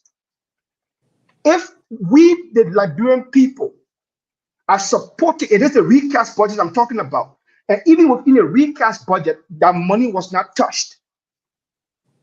It wasn't reduced at all. If the Liberian taxpayers are supporting the National Security Agency to do that job, how is it that the port of entries are not protected? How is it that under their nose of all of the resources we've given them, we're having crime syndicate being built in Liberia, like in Haiti? We know what's happening in Haiti. Just recently, we know how the drug cartel has made Haiti a major transit point for the smuggling of cocaine and drugs. You are U.S. Marine, Dwalu. You know that information. We are gradually allowing our country to seep into this particular slippery slope. If the National Security Agency is receiving millions of dollars in budget support, they should be able to do that job. And that's the reason why, in fact, just recently, that the money that was on the campaign trail in my GB County, in where he was setting record of people coming to him, an older man and his wife went up to Dr. Moniba and asked them, because they listen to Spoon TV every night, and this particular conversation of drugs were brought to them. The lady told Dr. Moniba, I listen to Spoon TV every night, and I hear the issue of drugs being talked about. I hear Stanley talking about drugs every day, and drugs coming to Liberia. We are scared for our people. And these are rural people talking. They're not urban people in Monrovia. Because people are becoming conscious of the fact that the government of George Weah has reneged on its key responsibility of protecting the country and its citizens, especially when it comes to the issue of the drug business in the country. And that's the reason why we're getting out of office. Thank you, my brother. Let me bring in Brother Dwadu. Lord Stanton, I want the Liberian people to ask a few questions. Answer a few questions, rather. The frequency of these accusations of drugs, that's number one, and the regularity of the manifestation of these drug cases across our border points. So the accusations are coming, they're regular, and they're frequent, that we are seeing the very drugs that they're being accused of. Dr. Francine said a few things, and the consequences of these drugs coming into Liberia, what it can do to our people, all the ills that come with it. But I want people to understand this. If President Weah does nothing about this drug issue, and this thing continues to grow, and it starts harming or jeopardizing other countries' sovereignties, especially the countries that are bigger than us, they can actually go into Liberia and extract our officials physically. It's been done before, it can be done. Liberia is a very small country, and we barely have any military to speak of. But if we are going to make this country, look, my brother Maxwell mentioned Haiti. From Haiti to El Salvador to Nicaragua, these locations, they're chaos, total chaos. I'm talking about red light, 50 AK-47 people just spray a whole, like 300 people dying in 2 seconds. This is very normal. This is not just about the people that are using drugs. It's the serious threat that's going to pose to every single person in that country. President Weah has not addressed this issue not once. Not a single one time. Why? Why, Eduardo? Why? Why Because was the president sit there and just he's muted? Completely muted. Whoa. And people don't understand. Look, the drugs, it's not about Zogos. It's beyond Zogos. It's about the kids at Cathedral High School, St. Patrick's. This is not small team, my people. This is a very big thing. Nothing the Zogo didn't do in a play talk. The real drugs issue when you get ready, nobody, no church, no real market, no nothing. It will be just a war zone. This is how serious this is. President Weah has to address this, or he has to get voted out of power, because I know with complete certainty that he's incapable of addressing this. This is about our children's future. I'm being dead serious. I'll give it to you, Stenson. Thank you. Let's go to Fagon. So, Minister Fagon, you can speak on the drugs issue. I want us to slide in a little bit about the absence of Kamaya. Minister Fagon. It's very important. The president is on his United Nations trip, Fagon. The president gave a message today that got nothing to do with nothing, talking about they must look into sanction. What the hell is that? I mean, we get his speech over here. I'm gonna put it in the chat room. I don't even know why they sent it to me. That's one of the worst things ever I've said, talking about regional sanction, have leniency, and all kind of nonsense. But Fagon, look at this picture, my brother. Where is Kimaya? Kimia is sitting right next to the president, except that his name is Yanka. Wow. As you can see Kimia right there beside the president. Department of Defense. Daniel Ziankan. I mean, this is a diplomatic Brigadier operation. General Daniel Ziankan retired. So he changed the name. But why couldn't Formula go, a deputy? That's the question. Forget about Formula. Why couldn't another minister, high-ranking minister, be there? Why the defense minister? Is he running a military regime, or he thinks because he is a drug baron? A drug baron is a person that is running an organization that controls illicit drugs. So he's running a drug baron. The fear he has, some people have told me in the administration, and I shared this with you, Stanton, how one time I went to Ziankan's office, and he told me, before he brought the food for us to eat, he told me about the 48 laws of power. Have you read it? I look at him, I said, if I tell the guy yes, it will be a stupid answer. I said no. He said, you need to find it and read it. Who would be an astute politician in modern time and not read the 48 laws of power? But it clicked something to me. And he doesn't know the number one reason why Josh Weah takes him on every trip is because Josh Weah is afraid of him. Afraid of him. And I will say this to you. Everybody sitting on this platform, think about this. The first ship ran aground in Cape Mount. Nobody found the crew that were on our ship. Today, none of you yet know about it. The ship in Cape Mount, never found it. They claimed about for some group in Guinea, another ship came to tow it. What happened? We saw another ship that ran aground in Maryland County. What happened to the drugs in Grand there? What happened to the drugs in Nimba border? What happened to the drugs Sierra Leone border? Then bam, the $100 million worth of drugs. 3 weeks later, bam, $40 million worth of drugs. Go right to the airport, bam, drugs. Why are we talking about it? Bam, this one. The whole country is a narco state. It's controlled by the drug baron himself. The Liberian people now will have to make a decision to say this is what we want or this is not what we want. Look at Finabono and look at the guy who's running, where the FBI already on his tail. Right after the drugs were busted at the airport, he left Liberia 3 days.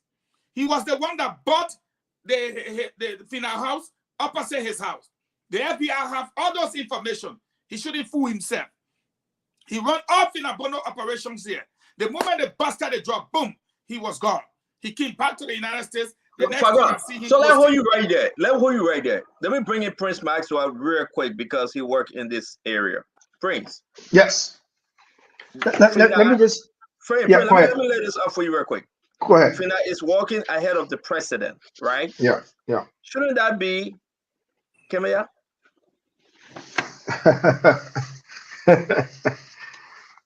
Look, let me just say this to you. Fina can walk wherever she wants to walk. That's a prerogative. But let's get down to the meat on the bones of the issue that is pertinent to Liberian people. Before we go forward to Kimia, let's just go back to someone in history, of recent history. And this is somebody that I really, really appreciated at the time he served as Minister of Foreign Affairs and the subsequent one that served before him. Quickly. Your video acting funny. You want to go out and come back? You, yeah, let me. Yeah, okay. You're not I'm on. thinking. Okay, I'm all right. sorry, Yeah. you are not on. Okay. Meme, come in the place of our brother Maxwell, though. Seeing this picture and your good old friend, Kemeya, on the newspaper saying, U.S. Embassy revokes Kemeya visa. And then saying Kemeya lie and say he was going to England. He lied. He wrote a fake letter that he was going to England for nothing because you know what? Joey left him in Ghana. Kemeya is not here. Joey spoke today. There's no Kemeya. Talk to me. The me picture to show the picture of the president seated. You will see that next to the president is the defense minister. Exactly. Next to the president is the defense minister. If Kemeya were in America, he would have been seated next to the president because he's the most senior official on the delegation. Kemeya is not here. Kemeya has sexual violence case against him. It was for that reason the last UN General Assembly, he told the president that it was restricted to, virtual participation. When in fact you could do virtual and in person. Maggie got angry with him because he knew he could not come to America. Yeah. But he misled the president that the UN General Assembly was 100% virtual. When they established that the president could come, Maggie got angry. Kemeya will not come to America easily. He has violated laws in America. He lied. The movement of the foreign minister of the country should not be in secret. Since Kemeya left Liberia with the letter he wrote, nobody knows his location. Nobody can identify where he is. It's wrong. And the impact of this is affecting the country. The president keeps moving with people who are blacklisted by America. He keeps moving with people who are under investigation by America. He keeps moving with people who selling diplomatic passport. The reason you sell diplomatic passport is because people with diplomatic passport are under diplomatic immunities. They move through airports with all restrictions, without checks. And it is that immunity they use to move the drugs from one place to another. Thank you very much. Diplomatic passport, when you get to the airport, they don't check you. So they use that opportunity to trade drugs in and out of Liberia. So the country has been affected. It's not that Kemeya left, we can see him and stop there. No. The country is being affected. Ordinary Liberians are being affected by the decisions we take. And some of those effects that Francine was highlighting, I just wanted to tell her to add to it that our passport now is considered as a high-risk passport. Everywhere you display the Liberian passport, there is extra layer of security placed on you. When you submit it for visa application, there is extra layer of security placed on you. That was leading to the high denial rate. People go for their family visa, they deny them. Visiting visa, they deny them. DV visa, they deny them. You in America, you want to send for your people to Liberia, it's just on processing, you can't end because the people investigating. They are investigating because the passport is compromised.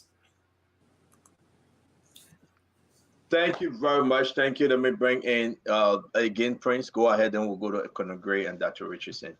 Stanton, the picture you showed, the picture you just showed of the president and the defense minister sitting down. If you go to that original photo, right beneath the president is the Jamaican Minister of Foreign Affairs. She's a bright lady sitting down right beneath the president. Why am I calling the Jamaican foreign minister? Every foreign minister and every president, every important person in any government, European government, Asian government, American governments, South American government, everybody from the deputy to the president, they were in the UN, they were at the UNGA. So the question is, why is Kimiyan in the UK? Because the UK foreign minister is in the UNGA, he's at the UNGA.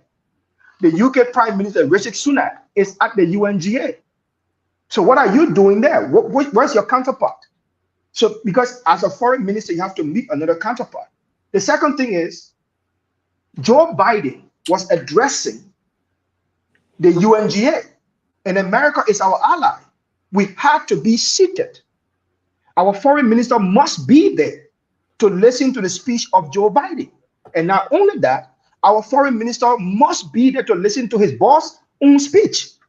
So the fact that our foreign minister was not there to listen to our most important ally, the US government, Joe Biden speaking, and his own boss, George Weah speaking, shows a major problem at the Ministry of Foreign Affairs and shows a major problem in our international affairs.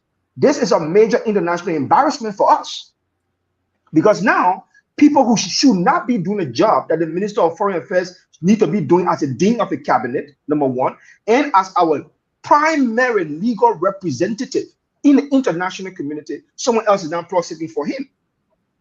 So the question there is that, is George Weah government now showing its fractured nature? One thing I do remember is this. At the time Ellen Johnson Sirleaf was president and made Gaffron president, the only time Gaffron missed the UNGA, in fact, he never missed one UNGA. He was always there to represent Liberia. And because of that, many other people established that principle. The fact this principle is being broken now has completely damaged our international representation have been established for the past 12 years. So this is serious. This is the reason why George Weah cannot be president.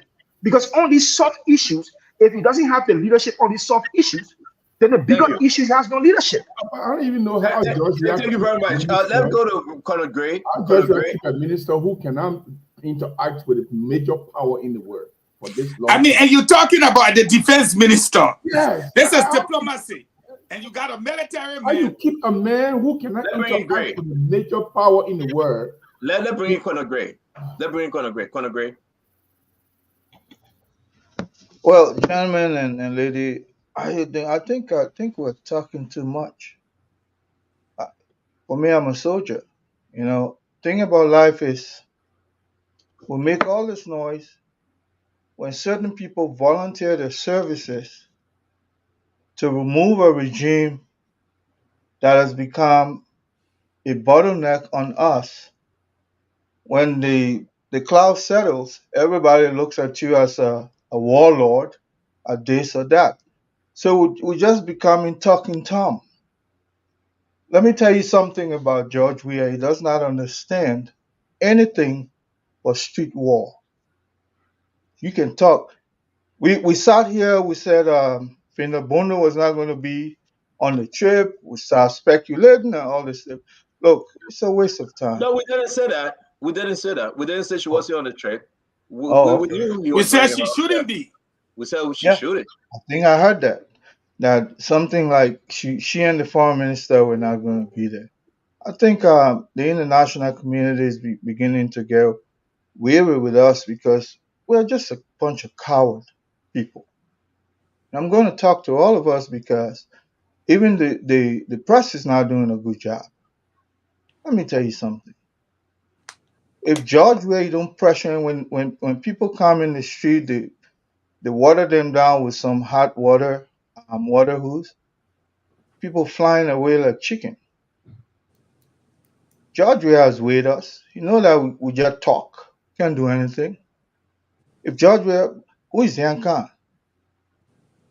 You know, in a society of strength, where the people, power lies with the people, where the people get power, you think George Weah will be flouting, disrespecting, you know, our laws, our people, and everything? Well, George Weah know we're just talking Tom. So I like to hear action. Otherwise, hey, I'm not going to participate in any of this because George Weah he represents a drug family.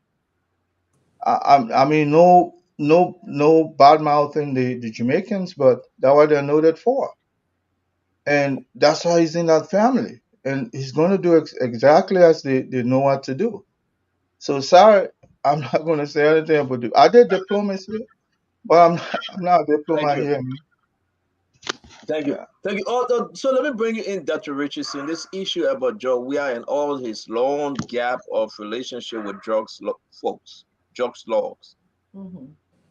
You know, I want to just I see Tolbert Yinswa is also in the comment section. He just agreed that Liberia is on the brink of an illicit drug epidemic that could have some catastrophic effects for the young people. So, Tolbert, I definitely agree with you. This is exactly what I'm saying. I also want to add to what Mama is saying too. You know, the reputation of Liberians are going to be ruined around the world. He mentioned specifically how, you know, our families will be stuck in Liberia because people will be investigating the process in which they need to come to this country. You know, when I came to this country years and years ago, this is what the Nigerians were known for. They didn't have a good reputation with the United States government. They were always questioned. You know, they were known for not so good things. And now we are sort of just falling into the same category. It saddens me that, you know, in addition to all of the healthcare crisis, the education crisis, the family crisis that we already have that resulted from the war, these are things that are just going to be more prominent in our culture.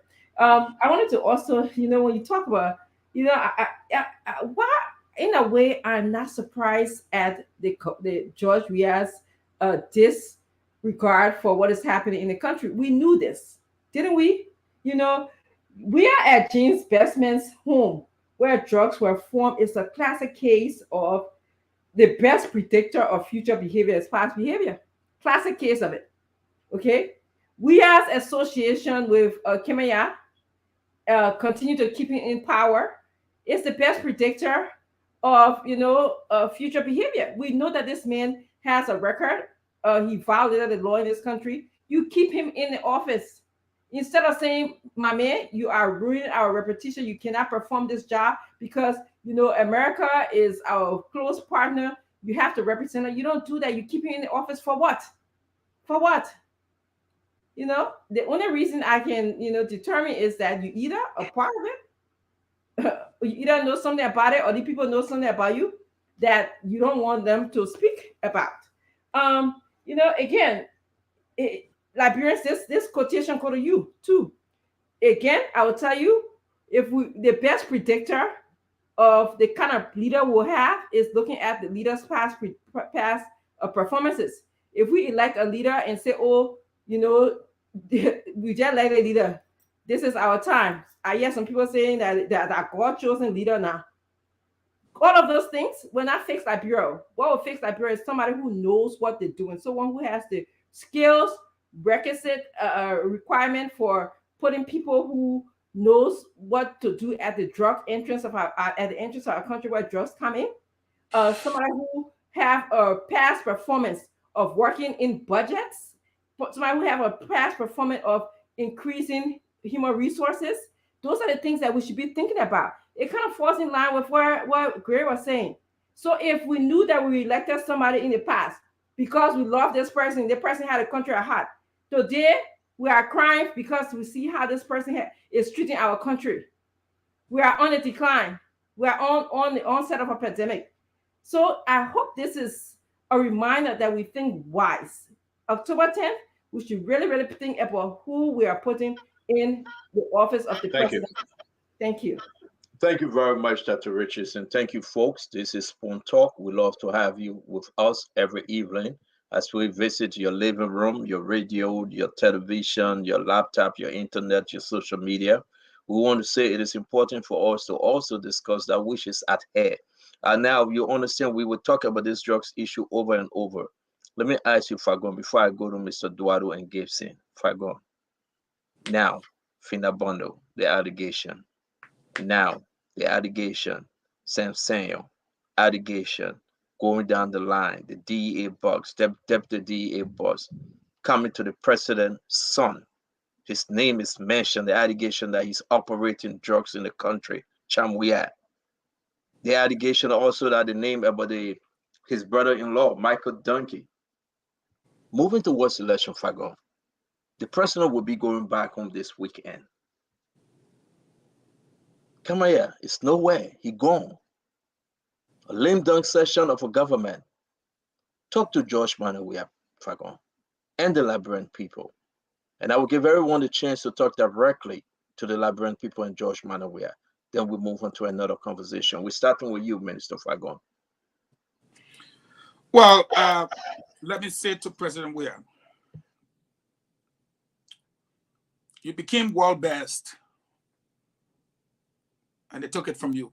You became European best, even though you didn't take part in Europart or wherever they call it, the European tournament for their countries. You became Africa's best, and now the H in your name is actually head of state. You're not a presidential material. So spell your last name, W-E-A-H, take the W for world best, E for European best, A for Africa's best, and H for head of state. You have had all your records completed in your last name. Let me be very clear with you. It is now clear. Look at what you saw in Bapolu today. Unprecedented, never happened before. In Baman today, 15 women there came outside. And that's why I sent that video to you. From the first minute to 1 minute 30 seconds, Dr. Francine, when you see it, those people give me a message for you. I will deliver it later.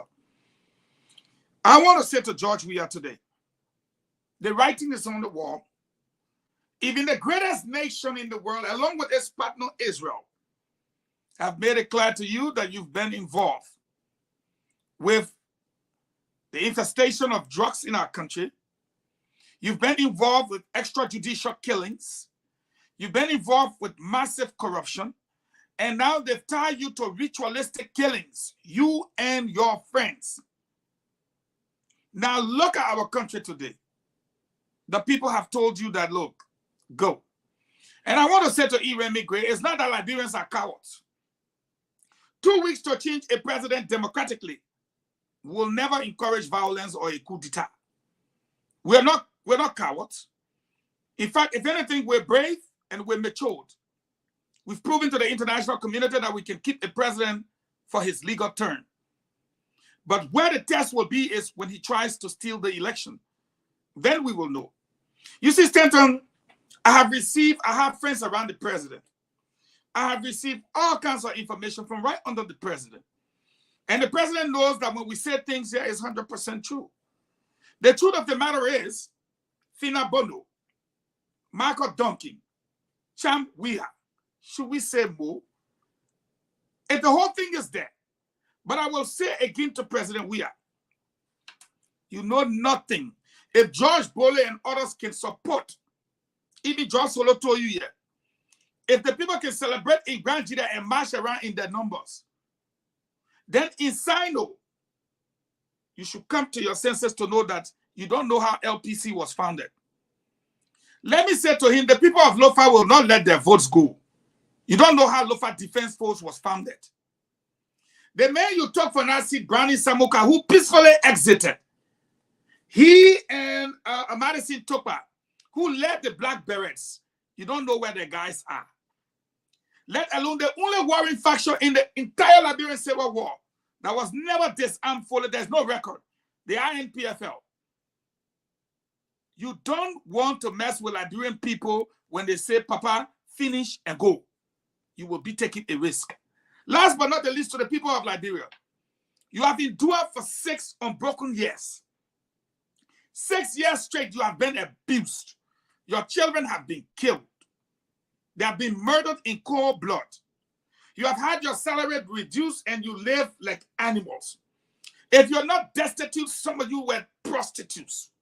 But today you have the opportunity to turn that around. We expect, but not only expect, we've seen you. You have demonstrated that this man must leave. I have explicit confidence in our people. The fact that they came out in defiance of lightning and thunder, of rain, of serious hazardous conditions. 2 persons lost their lives. I will say to them today, we salute you and we wait for October 10. Any attempt by President Weah and his boys, they will know what pour water in coconut. I can guarantee you that.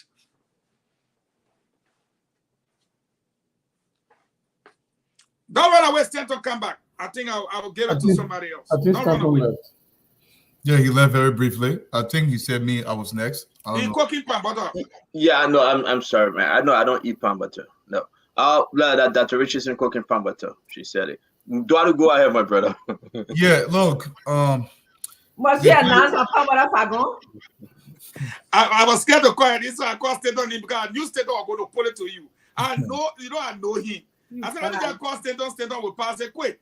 She says, Look, anything you want to talk and you able to talk it, just say it to Stanton. If I like, ask Jeru.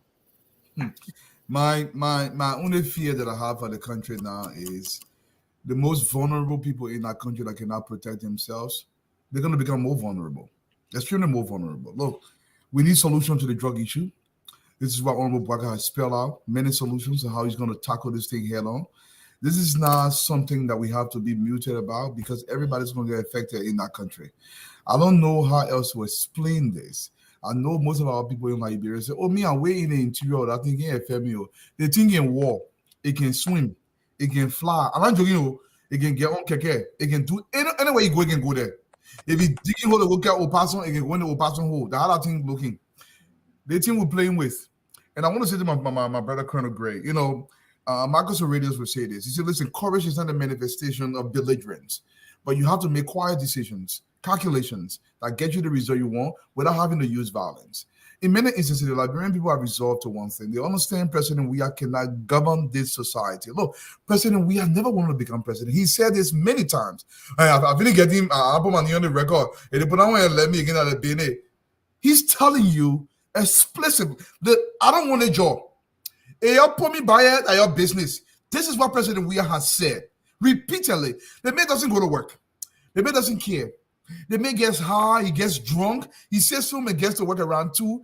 2:30, he go on the football field. The power he built for himself. He said, listen, I want 30-year-old and 40-year-old. We don't go play soccer. 30 and 40-year-olds want a job, Mr. President. They got families to take care of. The Liberian family is being dissolved under your administration. Yeah, you sit there and you're being so cavalier about what's happening in the country. My people, oh man, anybody who vote for President Weah, I'm not going to tell you who to vote for. If you ask me, say, oh, I want to vote for President Joe Biden.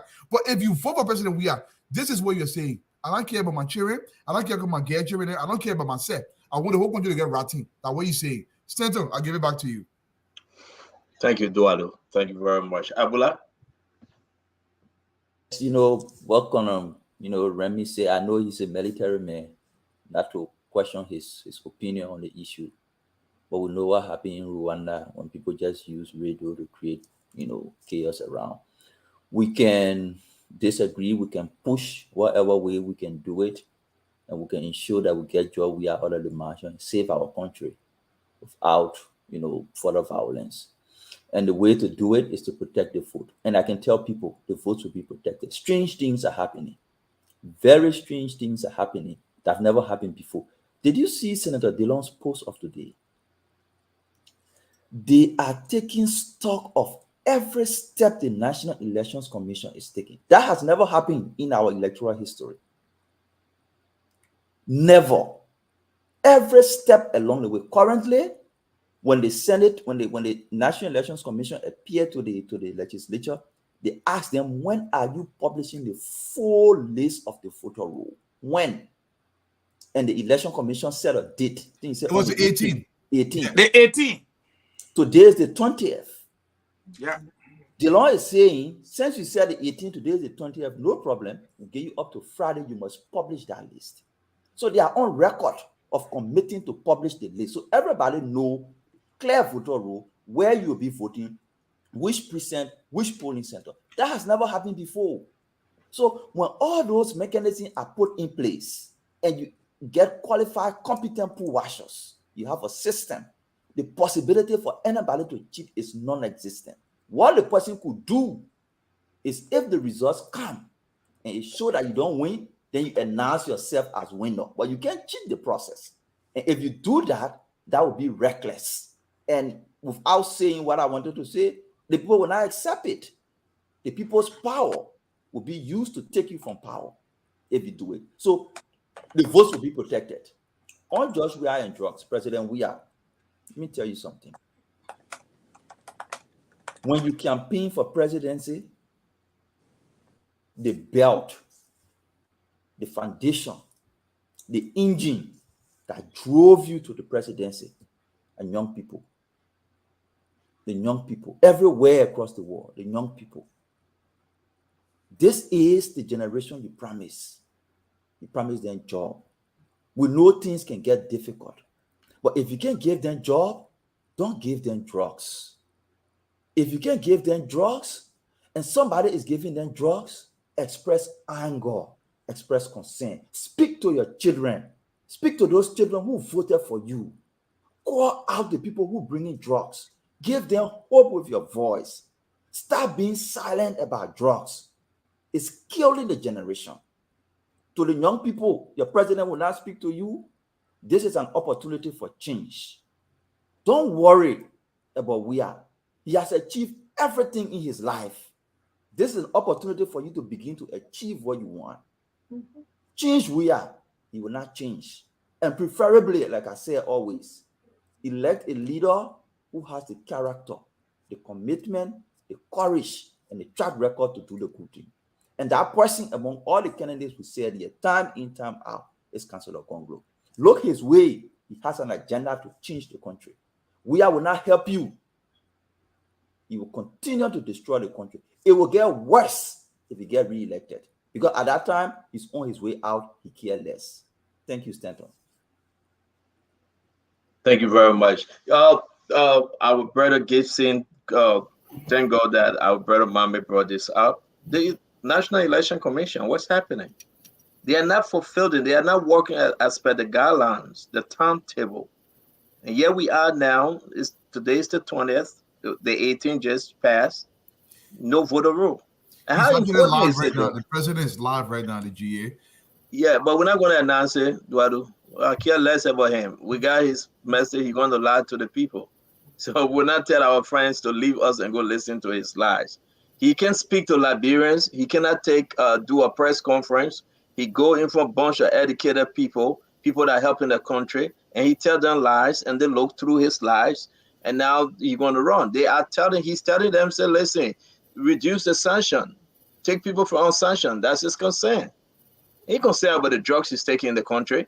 So Gibson, tell me about the voter roll, though. Actually, Stanton, I want to say something here that I will leave that out. But here is the thing. I want to suggest that sometimes if he's speaking, you show it because you use it against him. It's not a bad thing for you to show it. If you can even if you suggest it, we show it. I think that's the right thing to do. I think that's the right thing. It's a spoon. Yeah. Yakazi, come on and show it. Because for me, I don't even want to see it. I'll go eat my pambada rest. Though I don't have it. You say you can't though eat I don't have it. You know what I say? I said, though I don't have it. Remember, crewmen are gone. Crewmen get eat pambada you don't hear before? With crab. With crab. That's pambada with cassava. Yakazi. What kind of crab did that duka? That's a duka, that poo crab. I just say. Don't say it that much. What are you? Yeah, exactly. Yakazi, are you with us? I'm a 12th Street boy. I know about beer boy. Hey, whenever Yakazi is in studio, we get problem. Yakazi, see the boy you're eating beer bomb there. That are friends in there cooking stockfish gravy. Who ever ate beer bomb? Beer bomb and stockfish. Yakazi, take some cold water, Yakazi, please. You got to connect with us. Take the president's speech live since the guys have asked for it, please. It will take some time, so let's continue. Beer bomb and stockfish. Okay, so let's continue while Yakazi is working on it. The pocket eat stockfish gravy. Pagon, you already told the last yes, to be world best, European best, Africa best, and head of state. I have another thing to say about it. I think the W stands for weaknesses. He's weak as a leader. He's unable to look in the face of his ministers, people that he put into power, and holding them honest. Why is he afraid of these guys then? Well, you see them as their guys as gods. He worships them rather than them worshiping him. He thinks that he rely on them. He thinks when he remove them, then he's going to be unpopular. Then he's going to lose some. I don't think so. I think it's the money he gets from them. Well, that's another trace. That's another. It's the money he gets from them. It's even worse. It's even worse. It's the money. He told somebody the only reason he keeping on Eugene laying that way is because Eugene bringing the money from Maritime. That's why he made Eugene a campaign manager. What does Kamanya bring? Kamanya is the Kamanya bring all the passport money. He make all the embassy and consulate area of trash, and he gave Joey the passport money. Imagine a passport sold for $150,000, $200,000. That's good money coming to Joey.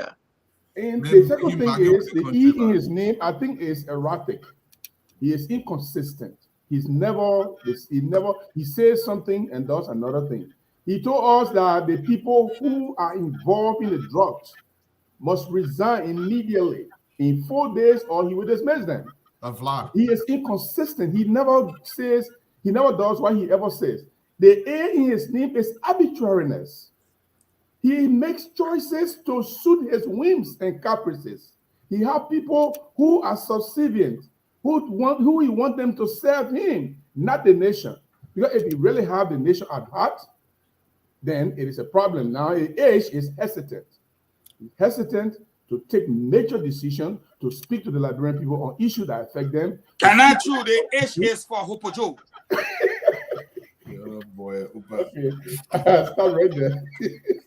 I mean, well, how many girlfriends Joey alone get in Liberia? That's why the H for. You all over the place. Oh, let's give for me. Don't eat my tea.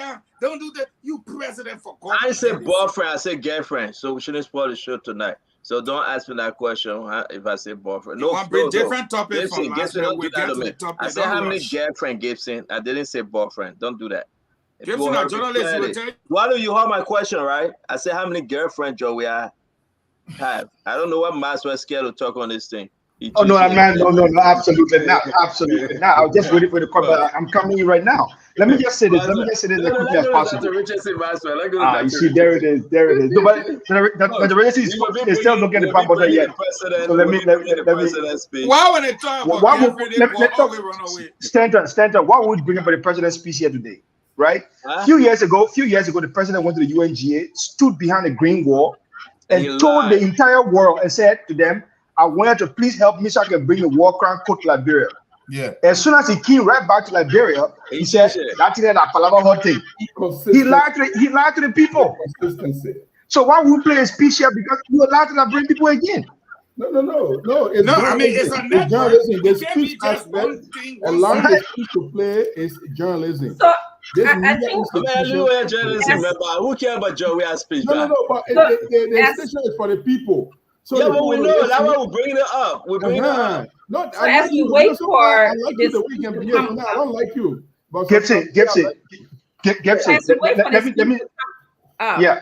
I think that we can speak about the theme of what he's going to speak on if he's capable of doing that. I want to tell Liberian people the theme is rebuilding trust. Where is our president going to rebuild trust? Who he's going to rebuild trust? I just put a best speech in our chat room. This is what we need to be talking about. He also, and it says rebuilding trust and reuniting global solidarity. Money laundering, drugs, rule of law, those are things that the developing world and other parts of the world, those are things that they are very, very interested in. How he's going to have solidarity with these people when he's promoting drugs in our country and money laundering? That's not going to happen. So I don't know what he's going to say. Dr. Francis, the mayor is speaking those words. I didn't even believe in those words in the first place. Well, that's what President Weah is speaking those words at the Green Wall, but he doesn't know the meaning behind those words, and he has no authority to enforce those words. And that's the point. It says accelerating actions on 2030 agenda. But he lacked the willpower to enforce the words. And all the authority, he's the president of the country. I get a one more chance now.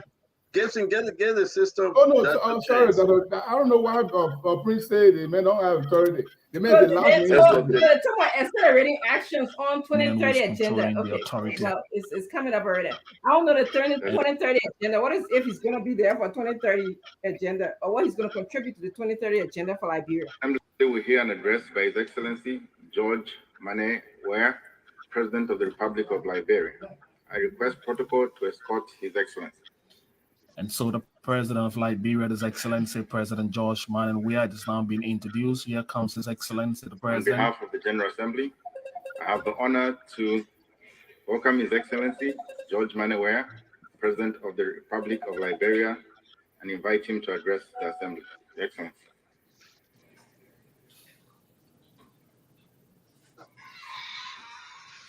John, we are waiting for you now. Hurry up. Yeah, man. They're waiting for the man. He's still looking at paper.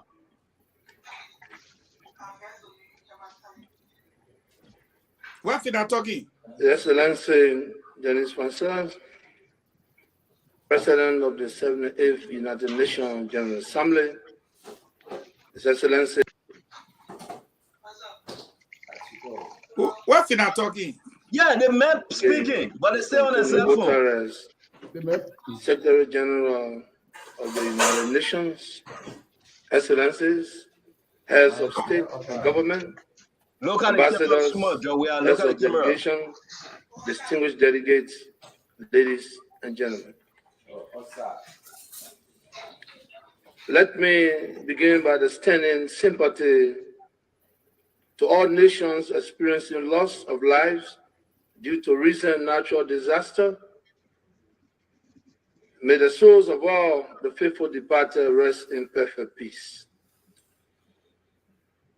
I'm honored to address this 78th sessions of the United Nations General Assembly on behalf of the government and people of the Republic of Liberia. I congratulate His Excellency Mr. Denis Francois on his election as President of the 78th sections of the United Nations General Assembly, trusting that he will bring his word of experience to bear on the works of this August Assembly. I wish to assure him of my delegation's further support as he steers the works of this Assembly successfully in fulfillment of the expectation and confidence reposed in him. Let me use the occasion to congratulate the predecessor, His Excellency Saba Korosi, for the capable manner in which he administered the affairs of the 77th session of this General Assembly. Let me also commend His Excellency Mr. Antonio Guterres, Secretary General of the United Nations, for the astute manner in which he continues to administer the affairs of the United Nations in these difficult and challenging times. His foresight, commitment, and dedication have kept the United Nations firmly on course. Mr. President, Excellencies, distinguished delegates, we have convened at a time when the world is faced with many challenges: security, social, economic, political, and natural disaster. We must exert our collective efforts to confront these challenges with a view of resolving them in order to have a safer, secure, and prosperous future. We must continue to promote global solidarity and rebuild trust in accelerating progress on the Sustainable Development Goals, the SDGs. The SDGs, by design, require bilateral and multilateral collaborations to achieve the result we seek. The theme of this year's debate, rebuilding trust, reuniting global solidarity, accelerating actions on the 2030 agenda and its SDGs towards peace, prosperity, progress, and sustainability for all, adequately captured our current global demands. There is a critical need to ensure that development assistance is aligned with SDG projects. That is why my delegation welcomes and supports the Secretary General agenda for actions to accelerate the implementation of existing agreements, including the Sustainable Development Goals, and to re-embrace global solidarity and find new ways to work together for the common good of mankind. As the world deals with unprecedented global political and security challenges, there are growing concerns about the proliferations of non-state armed actors, threats of nuclear escalations, and extreme climate conditions. These challenges continue to serve as obstacles to our quest for a safe and peaceful world. Reaching the 2030 vision is to ensure that the journey is secure through accountability and mutual understanding. Liberia is committed to the 2030 Agenda and the Sustainable Development Goals, the SDGs. They are in line with our flagship National Development Plan, the Pro Agenda for Prosperity and Development, which represents our resolve to achieve peace and prosperity while addressing the structural impediments to economic growth and national development. Mr. President, the slowdown in global economic growth continues to be a challenge. Over the past 12 months, Liberia has made progress in areas ranging from health to education, gender equality, and infrastructure development.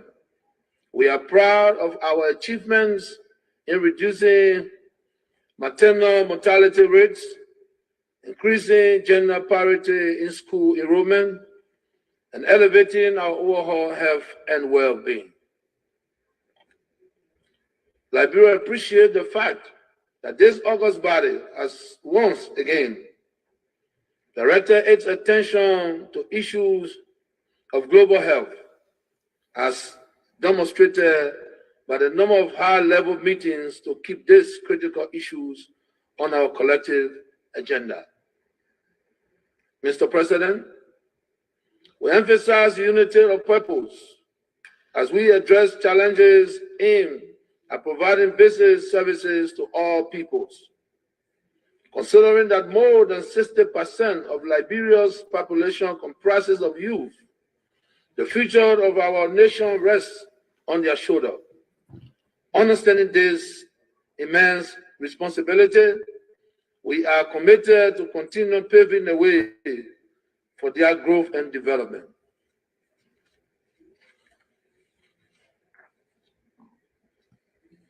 Being cognizant that structural transformation drives prosperity, we are focused on infrastructure development with roads and energy playing a critical part.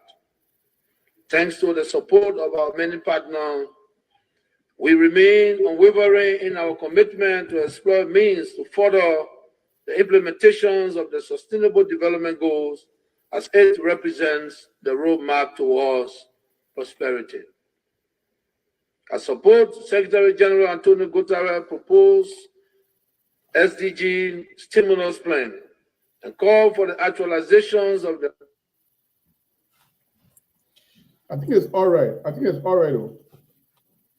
I agree It's too. like we have in Yeah, technical need coming in We can always go back. We can always go back and forth if we inside want. of the UN Because General a few things Assembly. in his speech that we Yeah. can highlight. Yeah, exactly.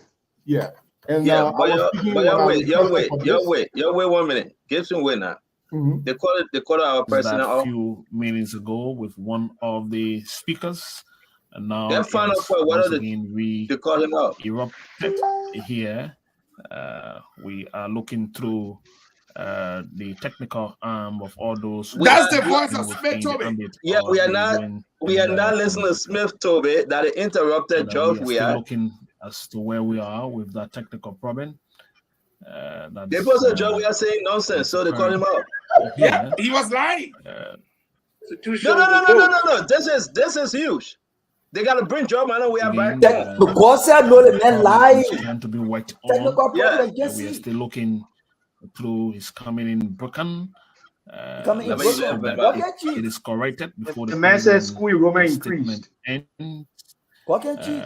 That is Medical indeed facilities are gotten a better. technical problem from They increased the inside maternal mortality rate in the country. My hall where the God. president is Yeah. This is what you speaking from. see. Walk and cheat. Fucking lie. We will bring you the full text subsequently. Again, it is This a is it. technical fault. But wait, hold on. Hold on 1 minute though. Hold on, guys. It was No, good no, to no, play no, it. It was no, good to no, play no, it. no, no, no. Wait. It was good you played. Wait. Yeah, it was. Stanton, we got children in school. There are plenty in school in Liberia. Thank you. Wait. The children are plenty in school in Liberia. Fagon. That was the Even voice the of Smith United Toby. I know Nations. the voice. Yeah, we gotta wait, my man. I beg you, you wait for me, but let's listen to Smith talk about. They call the man about. They say the man talking nonsense. We will bring you the full text of the president's message just in the next few minutes of our time here. Good that we are having our crew as well, bringing for you the full text recording of the president just in the So they next give a few recording minutes. now. It It's is done. a technical problem that has erupted from inside of the UN General Assembly. We My are not man, sure even the what is it, United but Nations put on again, that job, yeah. we cannot keep holding you on the screen. So we will No, we're bad take a patient. break Keep holding us. We're in bad this patient. live feed No, and hope that Smith it is Toby. resolved We're as soon bad as patient, possible. please. And we'll bring you the full text in the next few minutes. Smith Toby, we're bad patient. Don't go up. Oh, the man went up.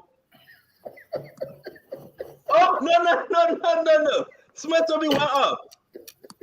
Fagon. I think he actually finished his speech, but I don't think it was recorded. No, the speech lasted for 16 minutes, Okay. right? It lasted for 16 minutes. But what happened is that United Nations got too much. They got tired of the nonsense you were saying, and they cut him off. Don't put United Nations in trouble. The guy said the SDGs is in line with the pro-poor agenda. Correct. Prosperity development. Yeah. The guy said Liberia has made progress. I'm quoting him.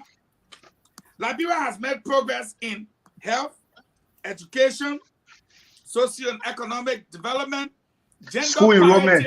School enrollment. Mortality rate. Yeah. And the interesting thing about his speech is he throws these words out without even telling us the past numbers to see the progression where he. No, but you can say all that one at your business, okay? Because I will listen about that Richard say. You can say, oh, no, you can say take it from there. Now we done with it. You can say take it down, take the whole thing down.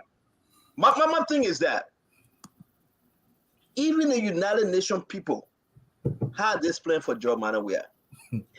Still doing bad. They were on C-SPAN. No. Even the United Nations people said when they made his last speech, his last presentation, let's cut him off. No, how can the people disrespect our president? Hey, man. Yeah, can you take this thing from the back? Can you just put that whole something down? Fagon, let's start with you. Then we'll hear for everybody. We'll go to the phone line. Today we'll end the show very early today. We'll go. No. We'll keep it for last because you want to spoil Joe. Where? Fagon. Even United Nations, the people walking poo-poo water to tell Joe we say we want you. The United Nations telling Joe we say we don't want to see you next year. Fagon. You know, even if they had not cut George, we are off. The American people have already cut George. We are off. We're watching on C-SPAN. Soon the men start talking about SDGs. They just call him a wild, like take the nonsense. On C-SPAN.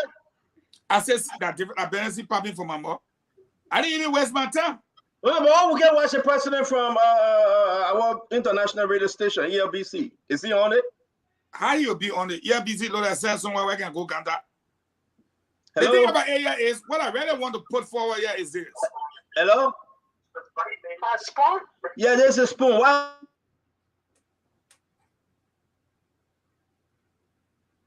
Okay. So, as I was saying, this guy goes to the United Nations. It tells you that rebuilding trust and reigniting global solidarity, accelerating actions, that is pushing actions forward on the 2030 agenda. We are in 2023. And its sustainable development goals towards 1, peace, prosperity, progress, and sustainability for all. The guy left the peace, he left the prosperity, he left everything. He said, I'm just going to tell them, say, Liberia, and I'm quoting him, has made progress. Hey, Joe, we are the poor looking at you.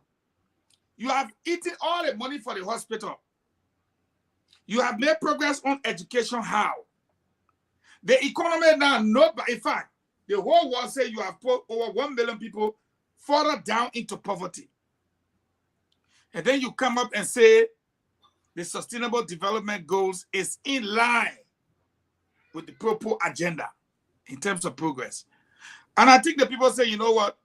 We thought this guy was going to address ritualistic killings, extrajudicial killings, tell us about the proliferation of drug ghettos, tell us about the infestation of drugs anyway, if you like, tell us about corruption, massive corruption.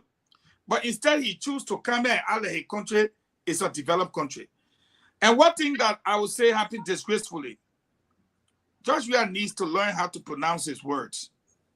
Congratulations. What thing they call congratulations? What they call full support. You had 2 months to practice your speech. I know it's because I was in the government. What they do, they go over here with him, go over here with him, go over general recitation for 2 months. Every day, George Weah would do his stuff. So he get up in the morning that when he let to read it. He let to read his stuff early in the morning. The Arabic too? Yeah. Sustainable development. Then Tago will say stop. Tago that he might well short. Tago will say stop right there. Go over again and pronounce the word this and that. And Tago, how you looking? Tago, how you looking? Fago, I know you do that, man, but I feel so sad for our country. Let me bring in Duadu Fago. The people called the president off intentionally. Even United Nations is going against their own policy, their own procedure. United Nations, unheard of all countries in the world. Now we are saying they are infringing upon the right of the Liberian people. Our president should be represented well. Our president should be given the time to speak. And they are telling us about technical difficulty. I own Joe Manning, we are saying, I will sue the United Nations. Go sue them to your part. Stand on. For me, I'm going to dwell on the lies he told. And I continue. We accept the technical difficulties and let it go ahead with it. But I will say this. And I want to speak to people in the country directly. Joe, I tell the people, say, the hospital in Liberia is good. When your sister didn't go give birth, all the baby didn't born good, the man didn't go home. They can die there. Joe, we are saying, oh, you get joined in school. You open Google school, Google row. Joe, we are saying, if you get joined like brother, that means you want job because the job when you there, not easy there, plenty. Joe, we are saying everything like bro, all right. In fact, he coming to come again and make it even better. They make him lie. He get no respect for you. When your president look at you, kolo in your elbow, and just lying, so you get no respect for you. Look at something. Joe, we are president now. He still needs something for you. He lying to your generation. Imagine when you made mistake and you go put that man back there. What they want Joe to do, they want to get a plate off. Because he will press check out over plus. Now where you want to tell Joe, we are don't want to be president. You don't remember that? Go. I give it back to you. Thank you very much. Let's bring in Gibson. Thank you very much. It's good to play the speech. We benefited from the speech because we're able to see. If we're not going to play the speech and make this analysis, they'll say, oh, they're making things up on George Weah. But they listened to it and they heard it. George Weah telling us today that his government reduced infant mortality rate. Are you kidding me? Infant mortality rate has increased by 35% in Liberia. Then he said it decreased. So no babies are dying now. He said when the pregnant women go to hospital, the children can't die anymore when they born their children. The mortality rate has reduced. When children are born from the day they born until they reach 5 years, They don't die again. The men have changed the magic. He also said there is a progress in the healthcare system. Well, which Liberia am I looking at? Which Liberia, just Bento, and which Liberia Joshua is talking about? Oh, he's talking about Miami, Liberia. I can see that. Because when you say the healthcare delivery system is improved, I want to see drugs in the hospitals. I want to see where people go for treatment. They're not going to send them outside to the different pharmacies to go and buy drugs. I want to see improved treatment. I will not see nurses, people who work there, go to emergency and they die right at the decks. Improvement in the healthcare system? How? He's also said, this is an interesting one. He's told the United Nations that Liberia's future lies in the hands of the youth. That's what Joshua just said. And that if everybody getting with drugs, so does he really believe in the youth? We see an avalanche of drugs on the Liberian market. Youths are being addicted to drugs. People are killing themselves. The youths are being destroyed by the day. And he really believes that the youth are the future of Liberia. Do you believe that Joshua believed in you, the youth? Has he ever believed in you, the youth? Is there anything? Is it the same youth he's talking about that he asked for $13 million from international partners? The first $2 million that came, he's swapping? Is it the same youth he's talking about? I don't think so. And I think it was good that we play this thing because it is unfortunate that Joshua would say something like that. And he said most children are enrolled in school today. How can you send your child to school when you cannot even pay, when you cannot get paid, when your salary is being cut? How? What is the metrics that Joshua is using? What is the statistics he's using? I don't think so. So this is why it is good sometimes for major institutions like this to play detailed speeches, because you are able to analyze it, because people hear it for themselves. So when you analyze it, they believe what you are analyzing. Thank you. Thank you very much, Gibson. Thank you. Let me bring in Prince Maxwell. Like I said earlier on, before the speech was even brought to us to listen to, I said that I believe the president does not even believe in what he's going to read to the UN. He does not believe in those things.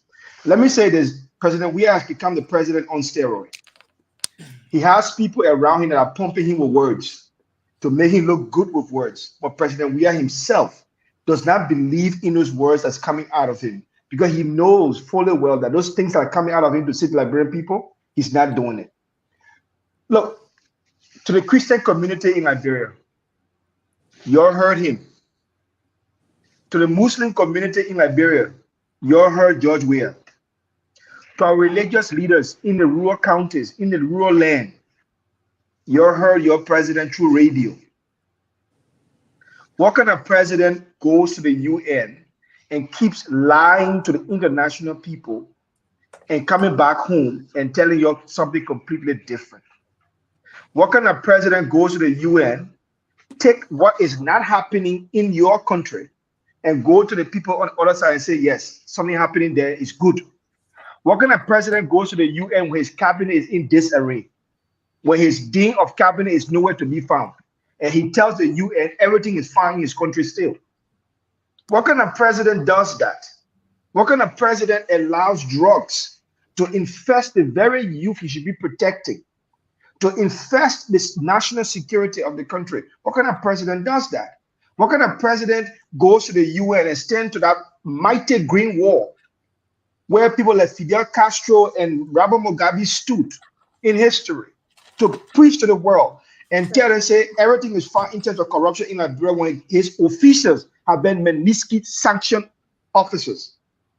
What kind of president goes to the UN when you have the US Congress going through extrajudicial killing hearing and says Liberia is at peace? What kind of president lied to Liberian people through the SDG and tells us we are carrying on development in the country? Roads there, we're building roads, we're building schools, we're building hospitals. What kind of president used the budget as his social project just because he wants to get votes? He said he's going to build a sporting stadium in West Point. What kind of R7 presidency is that? What kind of president abused the future of the very people he asking to vote for them? But he takes his whole group of people, this very same airport he's flying through, that is now being used to bring in drugs into the country. That's why he went through to go to the UN. What kind of president does that?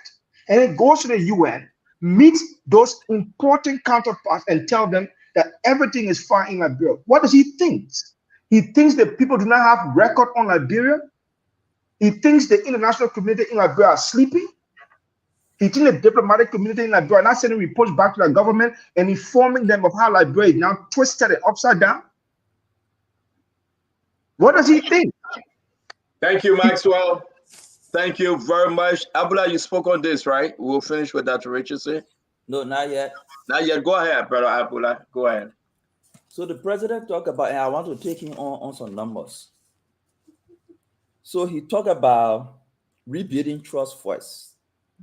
The platform he stood on today to talk about rebuilding trust, nobody there trusts him. He came on that same platform and said he needed support for the establishment of war and economic crime. Yes. When he went back home, he said a different thing.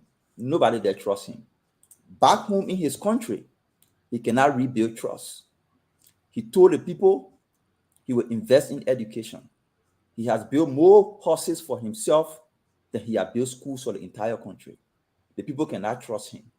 So he lost trust internationally and he lost trust locally. On the issue of health and education, I want to take him on numbers. Let the people listening. He is right. Newborn mortality dropped in Liberia. It dropped by 28.7%, 28%. Newborn mortality, meaning new children they born, the number that can die in that drop. But here is the news. Maternal mortality has increased. Liberia is one of the worst countries in the world with the highest maternal mortality rate. When women go born, their children, they die. Even though the baby living. No woman should die while giving birth. Even though the babies are living, but women go born, they die.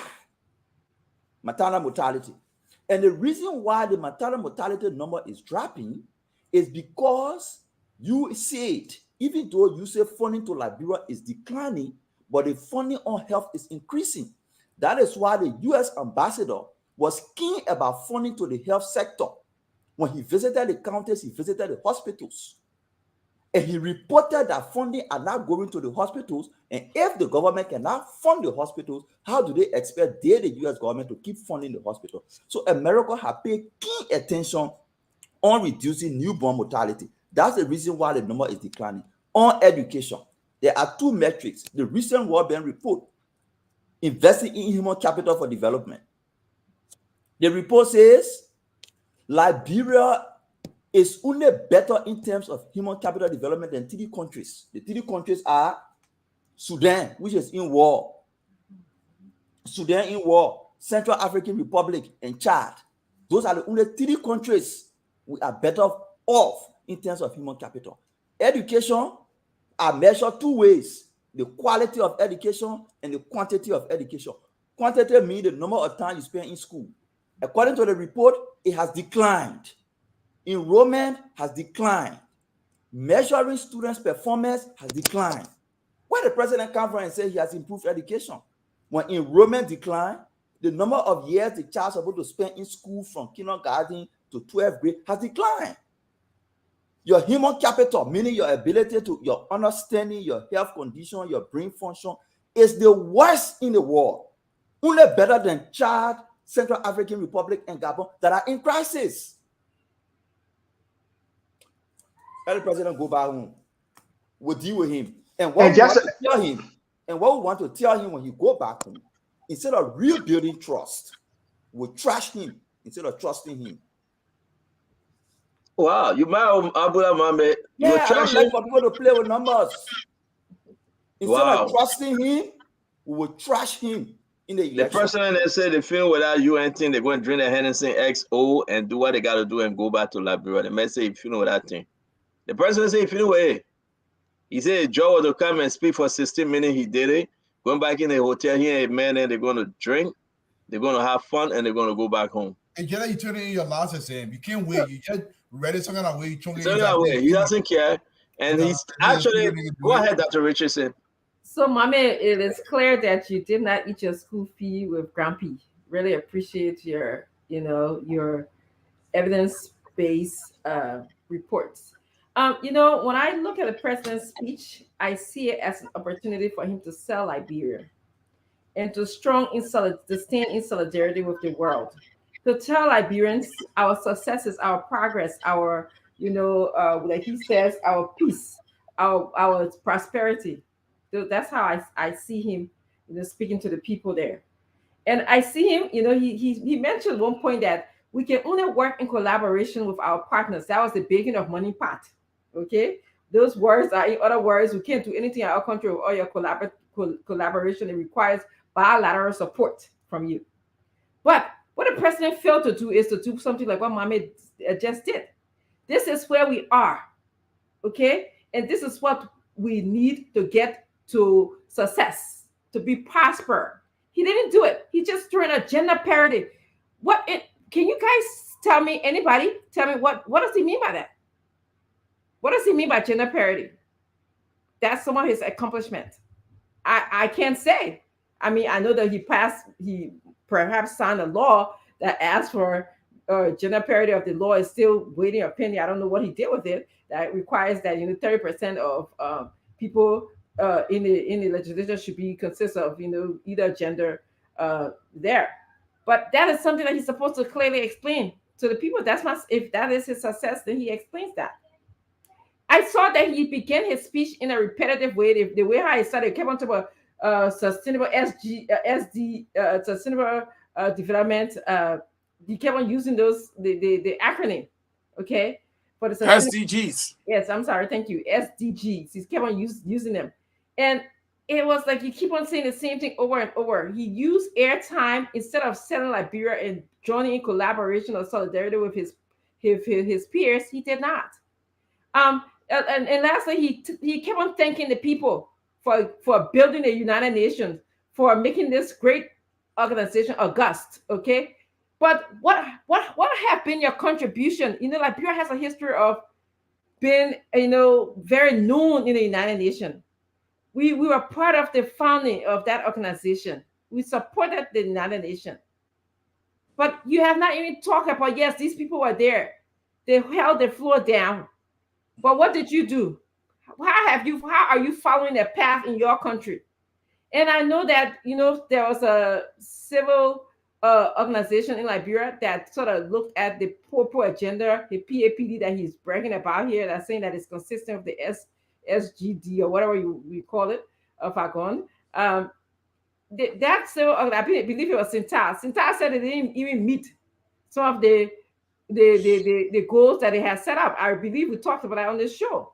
They met minimum percentage of some of their accomplishments, So, I mean, to come here and just throw these words and not back them by what you have done or what you have not done, to me, it saddens me. His delivery was poor. I think Stanton picked that up off the bat. He kept his head down. I mean, he did make some progress. I have to tell you guys, initially when he was going to the United Nations, he was counting his words, but I think he's more fluent. I would give that to him a little bit more in his speaking.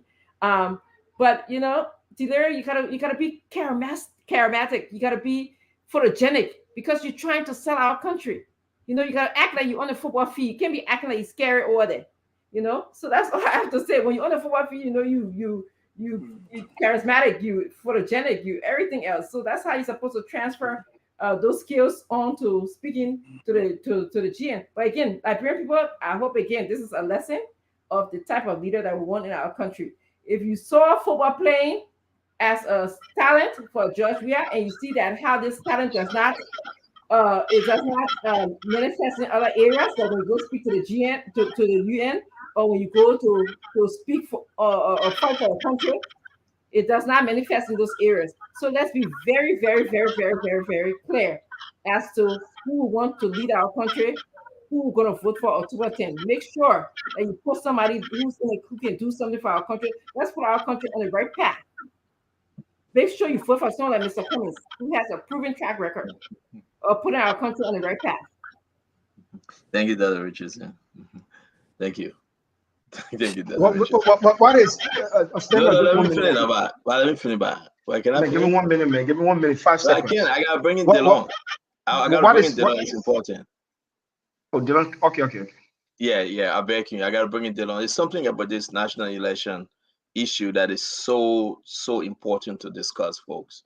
And I'll bring in the Moderado Senator Abraham Darius DeLon because the national election have missed the deadline, and bad thing is about to happen. They missed the deadline. I will allow we bring in Senator DeLon to You speak sure on they this missed issue. that deadline or they up to something? My man, I say my own, you say your own. And the Liberian people will hear you. So let's hear from Senator DeLon as he say his own. Because to me, I don't know, the international community folks are concerned about this thing. And they are saying that something is terrible. Something is about to happen. The people say some of the England not take enough. The one you say areas heavily populated by JMB people. So when you put it that they able to wash Senator it off. Abraham Darius DeLon, welcome to the show, sir. How you doing? Good evening, Senator. Let me say good evening to your panelists, listening to you on radio and social media in Liberia, and good day wherever your viewership may be. Good evening. Yes, I'm here. Thank you, DeLon. The issue about the National Election Commission missed date. When they appear before you guys, the Honorable Senate, they promised to release the voter roll for information by the 18th. Today is the 20th of September, Senator. And that's a reason why we are inviting you on to speak on this issue, sir. The elections law demand a mandate that the Elections Commission will publish the final voter roll 30 days to the holding of elections. About a little over 2 weeks ago, when the Elections Commission appeared before the Liberia Senate, I specifically asked the Elections Commission on the publishing of the publication of the final voter roll. And the chairperson, Honor Oath, said that the final voter roll will be published on the 18th, on or before. That means the 18th of September, which was on Monday, day before yesterday, was then the last day, the final day to publish the voter roll. They will have published it before, but if they didn't, it will not pass the 18th or before the 18th. That's what was said to us, to me, in direct answer to my direct question. The final voter roll is important to prepare the various political parties and stakeholders to prepare for the elections, and the registered voters to know with certainty that after cleaning of the preliminary voter roll, that their names are on the voter roll and where they will vote. It's not available. Today is the 20th of September, and the voter roll has not been published on the website of the Elections Commission and in various newspapers. I made some direct effort to contact authorities of the Elections Commission today, and the responses are not convincing, and they are already in violation of the law, and it is less than 20 days to the holding of the election. And so I made a social media post. Since we are not in session, we are on break. So I made a social media post calling the public's attention and our international stakeholders' attention to this very critical issue. That if the Elections Commission does not publish the final voter roll before the close of business day tomorrow, being September 21, Thursday, Friday will be there. Every Friday morning, which will be the 22nd of September, maybe day after tomorrow, I will lead a swarm of supporters and concerned Liberians to the headquarters of the Elections Commission to demand that the final voter roll be published. And the final voter roll should be numbered page by page by page. It should be numbered. And it should have columns. So for instance, when you publish the voter roll on your website and you give it to political parties and stakeholders and independent candidates, they cannot do the printing to supply their poll watchers. If a poll watcher is assigned in a room for a party, when John Brown enters the voting room, when you say her name is John Brown, they look on the page. When they say, okay, we'll find John Brown and match with his ID card on page 2, column number 5. Then the poll watcher goes to page 2 in that voting room and look on column number 5 to authenticate and verify that the person who bringing that voter ID card is the proper person. That how important the final voter roll is. Why Elections Commission is not publishing or has not published the final voter roll is concerning. Now, this one does not call for no more press conference and press statements. We will take the political actions in keeping with law on Friday to demand the Elections Commission to publish the voter roll. Senator DeLon, this Friday you are speaking about is the 23rd of this month, correct? So today being the 20th, right? Today is the 20th. Yeah, so it's the 23rd. Today is Wednesday. It's the 22nd. The 22nd. Tomorrow is Thursday, the 21st. Thank so you. Friday is the 22nd. If the Elections Commission fails to publish the voter roll by the close of business day tomorrow being Thursday, the 21st of September, we will lead an array, a swarm of our people. Senator DeLon, why you think they are late? Why? Why you think? Any reason why you think they are late? The fact that Elections Commission has made no public statement as to why they are even derelict in publishing the voter roll is concerning. The fact that there are fears among our people that people asking for the voter card and the ID number on it, it is also concerning. Then the fact that Elections Commission is not publishing the voter roll is troubling. In 2017, Elections Commission said that people who have ID card in the hand, voter ID card in the hand, but their names were not on the final voter roll, were allowed to vote, and their names and information placed on in a copy book. In copy books, they call a addendum list. Thankfully, when Liberty Party took the election matter to the Supreme Court frowned on that it should never ever happen again. We will not allow any extra sheet. We will not allow any addendum list. If your name is not on the final voter roll, you get ID card in your hand, you may not be allowed to vote because it will be a violation of the elections law. In order to ensure our people who have a valid ID card legally registered to vote, they must be allowed to vote. And in order for us to ensure that, we must see the final voter roll. The final voter roll comes about after cleaning the preliminary roll after doing the voter registration. Why is Electoral Commission delaying? Why the Electoral Commission is mute? Why is the Electoral Commission not forthcoming with public information so that we know what's happening behind the scene? So we will lead this effort. We will lead this effort with swarm of our people, including concerned Liberians who are concerned about the credibility of this election and the peace and stability of our country. We will lead our effort on Friday. We are calling on everybody, forget about whether you support Joseph Waga or the Shah support. The election should concern all of us, and it should make sense to all of us as to why the final voter roll is not yet being published. The Election Commission will answer to us on Friday if they fail to do so before the close of business day, tomorrow being Thursday, the 21st of September. Delon, you have a question for the senator on this issue? Yes, I got a question for the senator real quick. Senator Delon, are you aware of the bunch of voters' cards that were arrested with the CDC candidate in Grand Jida this morning? He was caught in the act. I have verified beyond all reasonable doubt, and I challenge anybody.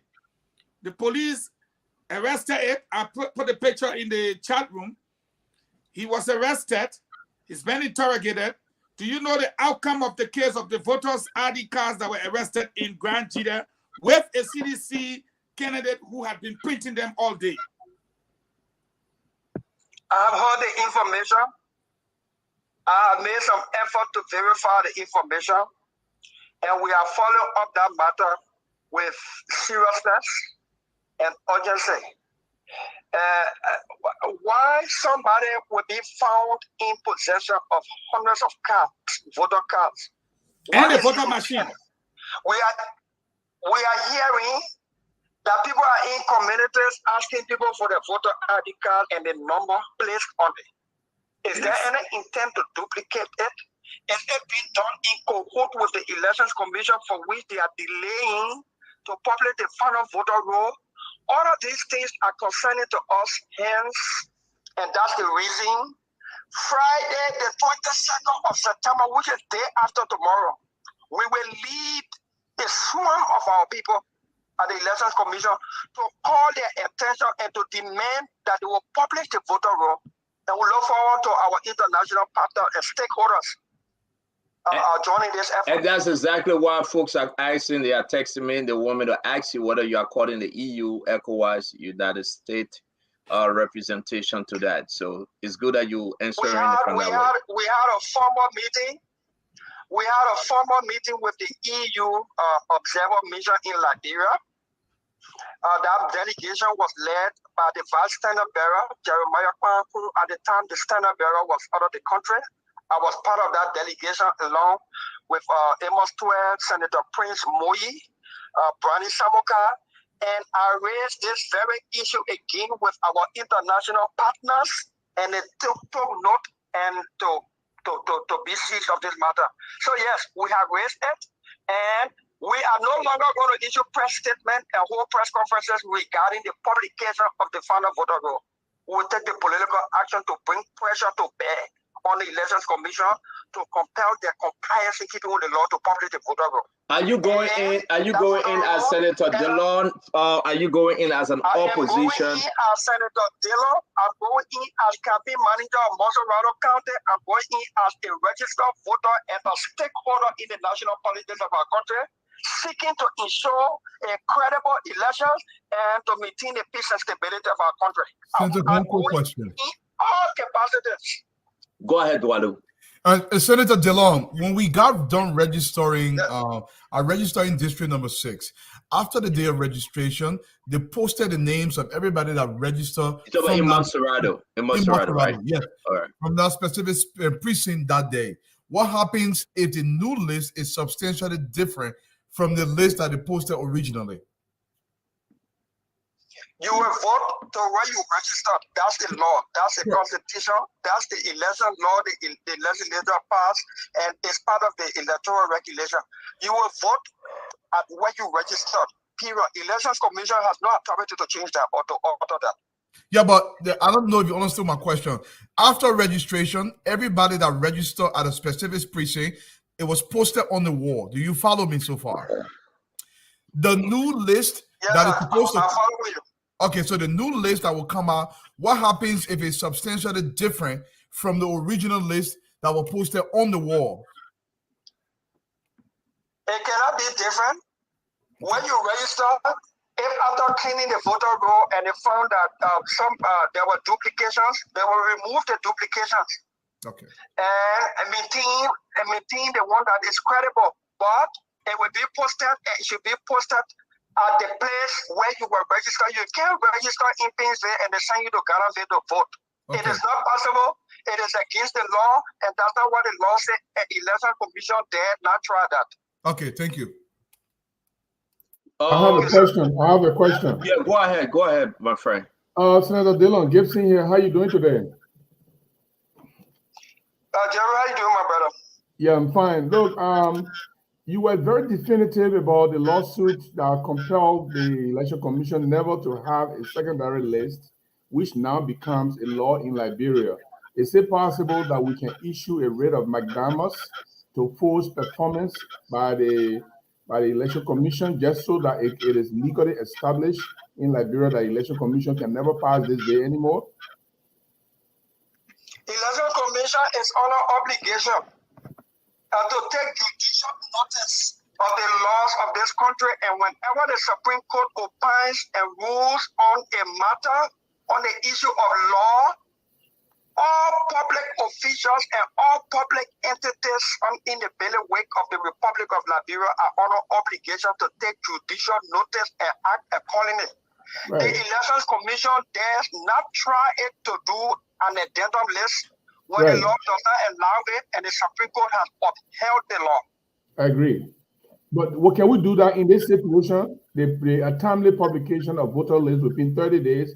We can do two things at the same time. Somebody can file a writ of McDermott at the Supreme Court, which is an immediate we got less than Jerry, we have less than 20 days to election day itself. Right now, it's time for legal political actions. They're going to lawsuit. But now we are going to Elections Commission on Friday to demand the Electoral Brown and her board of commissioners to publish the final voter roll. Meme, do you have a question? I have a question. I just want to, Senator Dillon, I know your voice is louder than mine. People listen to you far more than me, but I just want to add my voice. The Friday rally should be the beginning of the protest against election fraud, in vote manipulation. Correct. Nobody should wait for something to happen and then you jump in the street. Let's prevent it. And I really admire the approach we're taking towards the election. Let's protect the vote before the votes are cast. Before we cast the vote, let's protect it before we cast it. My question to you, I want you to tell people listening to you, I know what we're doing from the Liberian People Party's angle. What can you assure? What can you say that will assure people listening to you, outside of what you're doing on Friday, that we all support? What can you tell voters to assure them that when they vote, their vote will be protected? What mechanism is the Unity Party putting in place? I know you have former election commissioners working with you. I just want you, we're all going into the details. Say something to them that will give them courage that their vote will be protected. We protected their votes in 2020. That mechanism we used, we have improved on it to use it across the country. We protect the people's votes. Every room we have the equal number of ready and credible, prepared poll watchers, trained, and know what they're doing there. We have 4 poll watchers per room across the country. 2 will always be on the standby. Even if one want to go urinate, there will be somebody there. There will always be 2 poll watchers in the knowledgeable poll watchers, credible poll watchers who want the result rather than even the transportation and feeding. And the other strategies to protect the votes of our people, we will not make it public. It is for our consumption. Thank you. Let end it up with Prince Maxwell. Prince O, you got something for the senator? Well, I mean, basically, all of my panelists, all of my colleagues on the panelists have said exactly what we've been saying. Dr. Moniba is definitely concerned about this issue. He has reached out to each and every other political parties, the opposition political parties that are there, and they are all working together to make this issue a critical national issue and bring it to the concerned Liberian people. What I do appreciate about Senator Dillon's position is the fact that he's now taking this to the streets so that Liberian people now hear it, and I appreciate that a whole lot. And like my colleague Ambola said, making this incorporated into the protest on Friday is very, very important as well, because we do need election transparency in the country. We know the outcome of that. So, Senator Dillon, thank you. Big up to you for taking a step to this and being very vocal about it. We hope that you keep pushing this forward and keep moving as best as possible. We are behind you. Dr. Moniba knows the importance of this, and each and every person in Nigeria will want a free and fair election as well. Thank you, Dr. Richardson. I saw that you just got back. No, I don't have anything to say. Thank you. Senator DeLon, can you please again, for a few seconds, tell us where you guys will be assembling if the NDC fail to come up with something tomorrow? I mean, give us location, give us time, speak to librarians today, those that want to be present, sir. 9 a.m. Friday, the 22nd of September, which is day after tomorrow, at the Elections Commission headquarters. I will be there to inspire and motivate our people. When you say you want to lead, you must lead from in front and not from behind. That's what happened on Sunday, the 17th of September. If we were all sitting in our cars and avoiding the rain, it would not have motivated our people to be in the rain. We were in the rain, they saw us in the rain, and they joined us. And in fact, they were motivated to be in the rain because they said, once our leaders are there, we will be there and we will not leave.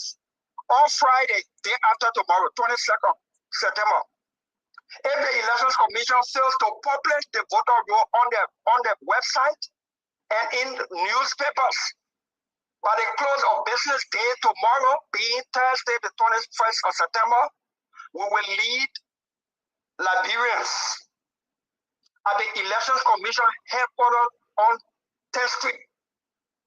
At 10th Street in Cinco, I will be there. This is not about Darius Dillon. It's about the credibility of our elections. It is about the peace and stability of our country. We will not issue press statement on this matter any longer. We will not hold no press conference. We'll take the political actions allowed by law on Friday. If they do release a list, will you come back to call this off to speak to the folks again tomorrow? Of course, sure. Our action is to compel compliance. And so if the Elections Commission acts tomorrow, we will speak to our people in the evening to inform them. Thank you. Right here on spawn. Thank you very much, Senator of Moserado County, Abraham Darius DeLong. Have a great evening. Thank you, sir. Thank you. Yeah. Fagon, let me come to you because we're going to go to the phone line, take a few calls, and get out of here. Listen, Fagon, this is serious, though. People are talking about protecting the vote. People are talking about election problem. Folks are finding all means. Look at the picture you sent, Fagon, just today. They caught this guy. And just you know today. What? They caught him with these cards, a sedition. And I have verified it. I don't need nobody to tell me Jack Rabbit's story. It's 100% accurate from the officers themselves. They admitted. I called and said, yes, sir, chief. But we didn't want it out in the public. I said, but it's already there. What's your problem? You see it? He said, oh, it's already on social media. I said, yeah, it's there. Go look. He said, well, we caught it with the man. So here is what they're doing, Stanton. You have heard numerous reports that they are asking people for their cards and they are copying the numbers.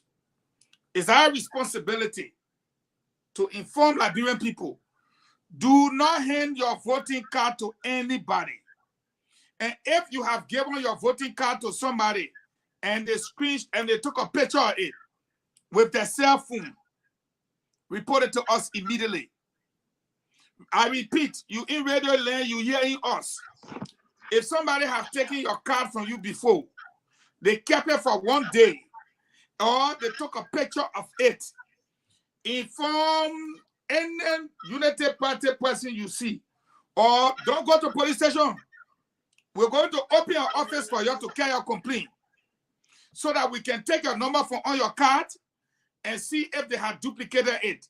Because this is what this gentleman was doing. Buying people card, duplicating it, reproducing it. It is clear. If we don't hear from the police, and Moses Carter, you are hearing me, this is some of the silly mistakes you guys made. In Grand Gita, this guy was arrested. Come and speak, you want to hide it. Once this man was carried in the police station in front of a crowd, it can never be hidden again. You need to speak to it. You need to say what happened. Okay? And I agree with Senator Dillon. I don't agree with him with the time. Don't tell a grandpa to come somewhere at 9 o'clock. Tell him to be there 7:30. Because 7:30 will be 8:30. 8:30. Do I know? No, Allah. Can't see Allah. You can't say 9 o'clock. It got to be 7:30. Or you say early in the morning to be politically correct or culturally sensitive. Because our people, when you say 9 or 10, You say 8 or 9. But I'm saying this again. Stanton, this is factual. The guy's been going in the communities, taking the people card, taking the picture of with a cell phone, collecting people cards, buying it from some people. You still will not win. You cannot win. And now they're producing the cards in the communities. This is scary. This is uncalled for. But whatever George Weah does, I don't know if you understand what America is about. For America to commit more than 200 observers, George Weah should know that the United States is not joking. The latest report I got is that they are going to water down the indelible ink. They have a fake one coming in, and areas like Bapolo that they saw today, they will have the funny ink there where the partisans can go vote and then wash their hands and come back again. If we catch you, you will know the difference between a cheat and that of a patriot. What we are saying is Friday is the right thing Delon is doing. Secondly, the police need to speak to what happened in Grand Jide. Failure on their part to do so, it means they themselves are involved with this kind of act of electoral fraud. Thank you. Dualu, we let it come to you. We're wrapping this thing up. Yeah, I gotta go to the phone line, seriously, but Dualu, I gotta go to the phone line after you. Yeah, from the Liberian people, they don't put out an announcement.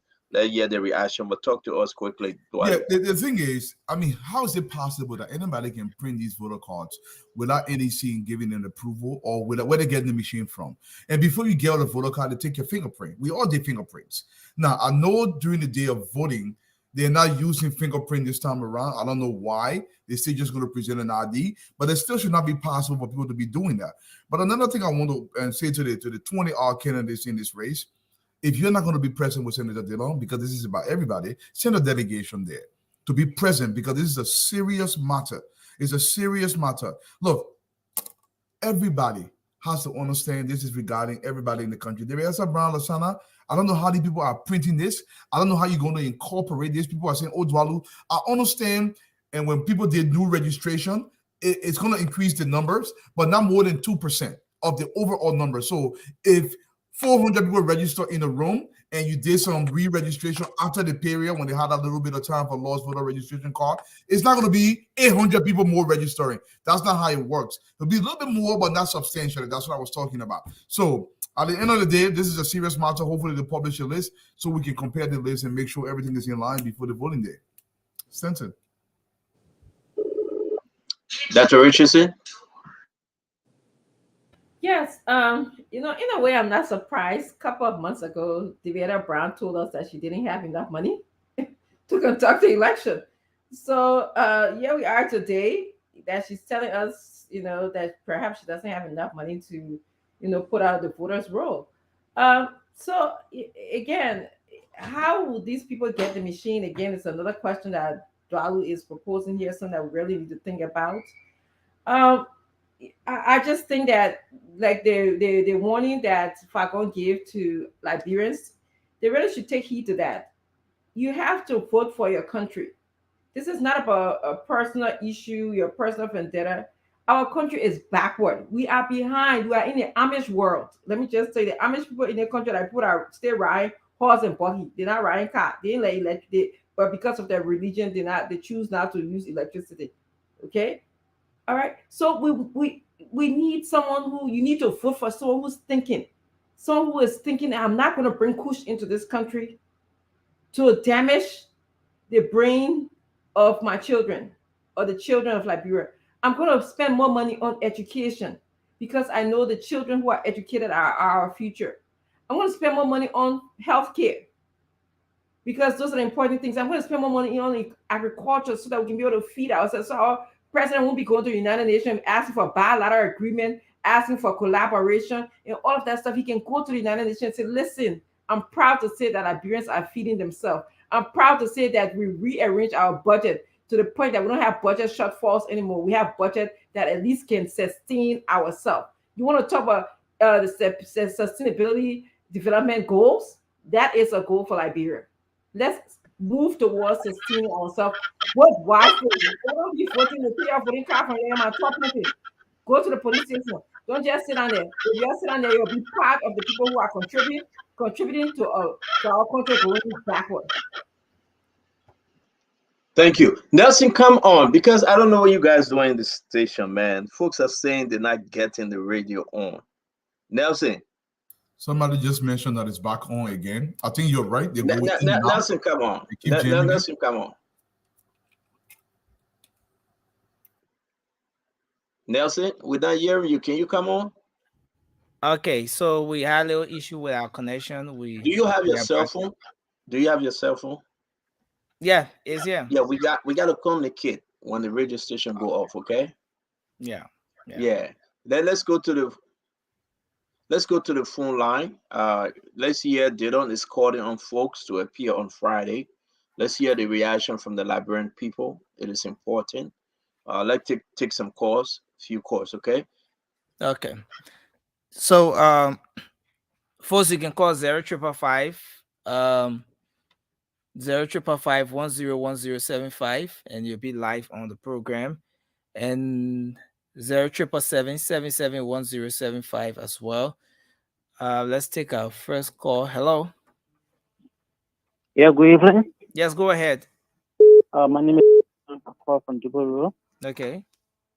Yeah, my point has to do with the president's speech at the United Nations. You see the difference between President Weah and President Salif. If it was President Salif, she would outline her challenges, the difficulties she's facing, and she will be able to governance resources to bring back home. But if President Weah, you go out there and just made the whole world to know that everything is going back home, which is not the case. So at the end of the day, come back in there, and we just continue in this vicious cycle. That's my point. Thank you. Hello. Hello. Yeah. Okay. Go ahead. Hello. Yes, sir. Go ahead. Your name and where you calling from? My name is Carrington, calling from Tuburu, Shakula Junction, to be specific. Okay. Let's hear you. I just want to appreciate the honorable man, Sarah Stillon, because the time I saw the kind of sweet word in him, I saw the kind of spirit out in him when we were going on the field. I said, yes, we have a leader. But I just I call to ask CEO can help me with my renters, and I test me to go and put me out. So please, I was trying to reach out to the station there, so please, they can help me so I can pay my rent. Thank you. Hello. Hello. Okay, go ahead. Yeah, please go ahead. Your name and where you calling from? Yeah, hello. Please go ahead. You have the radio on in the background? Yes, I'm going to lower it. Okay, please go ahead. I'm S. Isaac Zan, Data Center Director here at the National Elections Commission. You say your name again? I'm S. Isaac Zan. I'm the Data Center Director here at the National Elections Commission. Can you tell him to turn off his radio? And talk to you from the phone. I'm not able to hear you because I've got the stuff load already. I was watching the show and listening to Senator DeLong. Is there anybody on can cut I the don't know beat if I'm themselves? playing. Can you hear me? Yes, he's good. Go ahead. Let him go ahead. Let him go ahead, please. Go ahead, sir. Go ahead. Okay, so I would just want to provide a bit of clarity on this issue surrounding the final registration rule. Go ahead. Okay, so I've been here at the National Elections Commission for quite a while, and I think one of the first times that I saw the final registration rule being given to political parties and the international community was in 2017 for the first time. We did that immediately after the printing of the final registration rule. At no time have we ever put the final registration rule, as it's called, the FRR, on the NEC website. No, we don't do that. What we do is we publish the final figures per precinct, per polling place, and we make that information available to everyone. Now, when we finish the printing of the registration rule, we encrypt the roll itself in a way that other people will not take the data and manipulate it. And then we keep them on pen drives and give out to political parties and to members of the international community and observer groups to the various polling places across the 2080 precincts. Now, the process of printing that roll began sometime last week. We're working to make sure we finish in time. We have set a schedule for ourselves, and we said by Tuesday night or Wednesday, we should be able to complete that. As I'm talking to you right now, I'm sitting in my office at the National Elections Commission where we are printing. If Spoon Network wants to be convinced, we ask you to send journalists here now and see that NEC is actually printing the final registration roll to be ready for election day. Okay. And I think one thing that Madam Chair has done. No. Keep it on. Don't Keep it interrupt on. him. Keep it on. Hold on, Fagon. Hold on. Nelson, To where we are right now. don't Today interrupt she was him. on It's the important. radio, and she made it clear to everyone, this is where we are, this is what we're doing, and we remain engaged with members of the political Can I ask party. him a question real quick? Mr. Zahn, if you are with us, would this be ready by tomorrow? I'm not here to discredit what Senator Dillon said. I'm not here to raise an argument. I just No, feel that I'm in not this asking you window to of raise an opportunity, argument. I'm just it's asking you, will important it that be ready every by one of us tomorrow? get to know where Sir, we are as you an listening? institution. Are you with us? Mr. Zahn, will it be ready I tomorrow? can hear you from my phone. Okay, so there's a question coming to you. Will it be ready by tomorrow? That's the question that. So we're printing right now. Ian, 1 minute, please. Hello? He said 1 minute. He said 1 minute. So right now we've been able to print at 6 county records. Again, the process of giving this roll to the parties, we must make sure that we have finished our printing and every record that we're taking out there in the field is consistent so that when we give something out there, it doesn't become another issue. It still comes back to integrity. So we are saying the moment this printing is concluded, the next thing is to have that roll encrypted and distributed to those who will come to require it of us. We encrypt the record because every single registered person in this country has the right to their data being protected. And in order to achieve that, we have to make sure the FRR is encrypted before we give them. Not that they cannot use it, but so that any unscrupulous person out there will not be able to manipulate the So the record. question is, when exactly will the voter roll be ready? Now, I give you an opportunity. If you can, I will request this. I have spoken to the executive director, and I asked the media group, whether it is Spoon Network or anyone, to come here tomorrow, see what we're doing, and then you will know where we are in terms of progress. And if you can gauge the performance yourself, you will understand that we're working far beyond time. I've got people in this printing house right now who are working until 5 o'clock in the morning. Next shift will come in by 8 o'clock. We'll work till 4 o'clock. So the answer of when will it be ready? I've given this team a deadline, say between now and Tuesday night, we'll be done with everything. That is the deal. But Mr. Isaac, Nelson, don't say thank you. Nelson, is he still on? Sir. Yeah, you gotta get Mr. Isaac. I'm hearing you, but I'm not hearing the others. Yeah, put something down. Don't take him out. It's important that we talk to him. Put it down. Mr. Isaac, please allow us to ask you a few questions, please. We are not forcing you with your answer. Thank you for calling the show to clarify, but please allow our question. Are you saying next week, Tuesday? The estimated deadline next week, Tuesday? I'm not speaking to a deadline to give the voters' roll to political parties. I'm explaining a process to you. I'm saying between now and Tuesday next week, we are expected to finish the printing process. Did you promise the senators that you were to give it to them on the 18th? The commission did set a time frame to achieve this.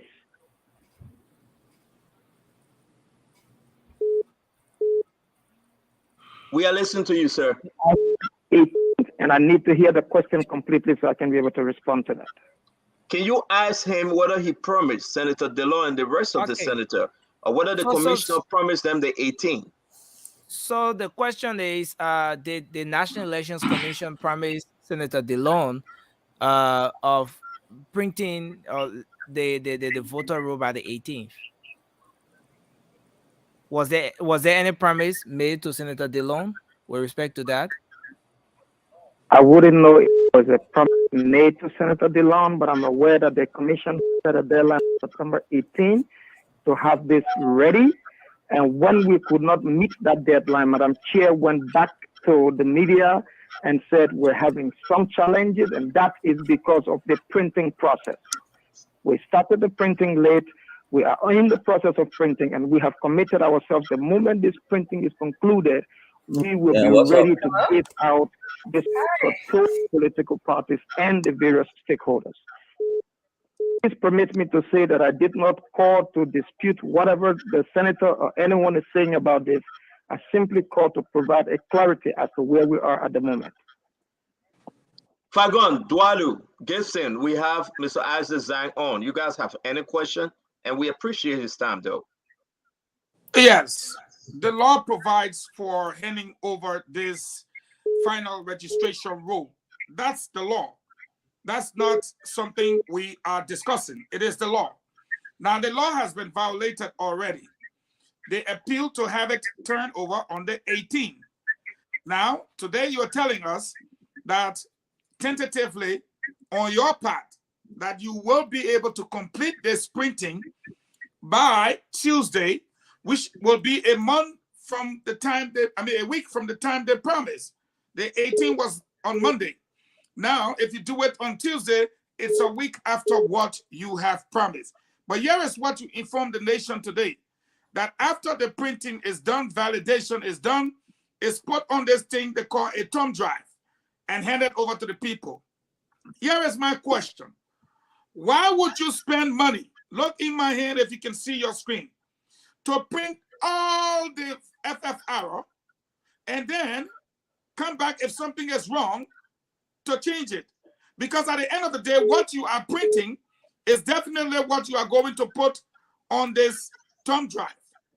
And that's why you are taking 1 week to print it all. Why not give them the thumb drive? And if they have any issues, they can reference it back to you before you do the final printing. That's why they call it final registration roll. Why are you printing the final registration roll without giving it to the partners and the parties? What if something come up and they have something to say and say it's not correct? Will you waste all our money to correct it and print a new one?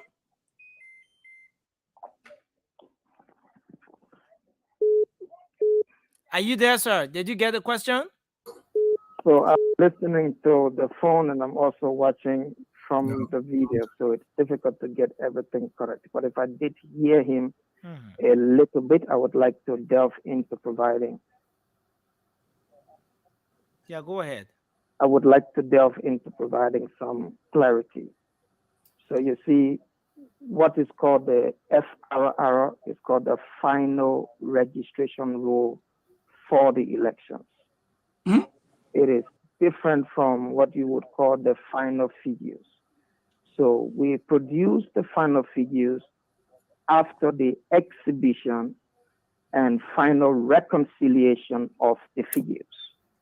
Then we gave you what is the final number for eligible voters across the country. That stood at 2,471,617. It is the record for 2,471,617 persons, constituting the final registration rule that is being printed for use on election day.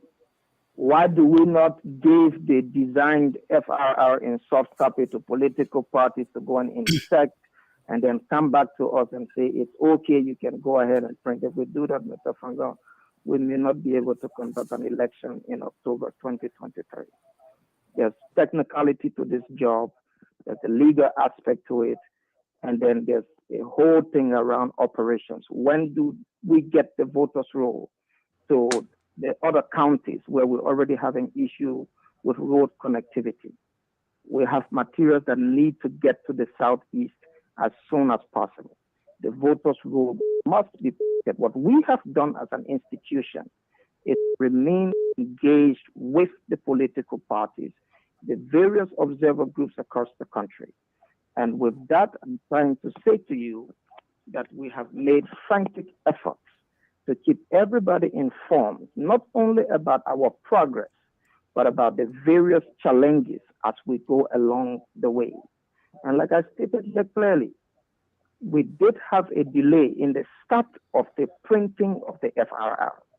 And we communicated that in an IPCC meeting. But look, this is where we are, this is what we're doing, and once we're done, we'll make the soft copy of the voters' roll available to everyone.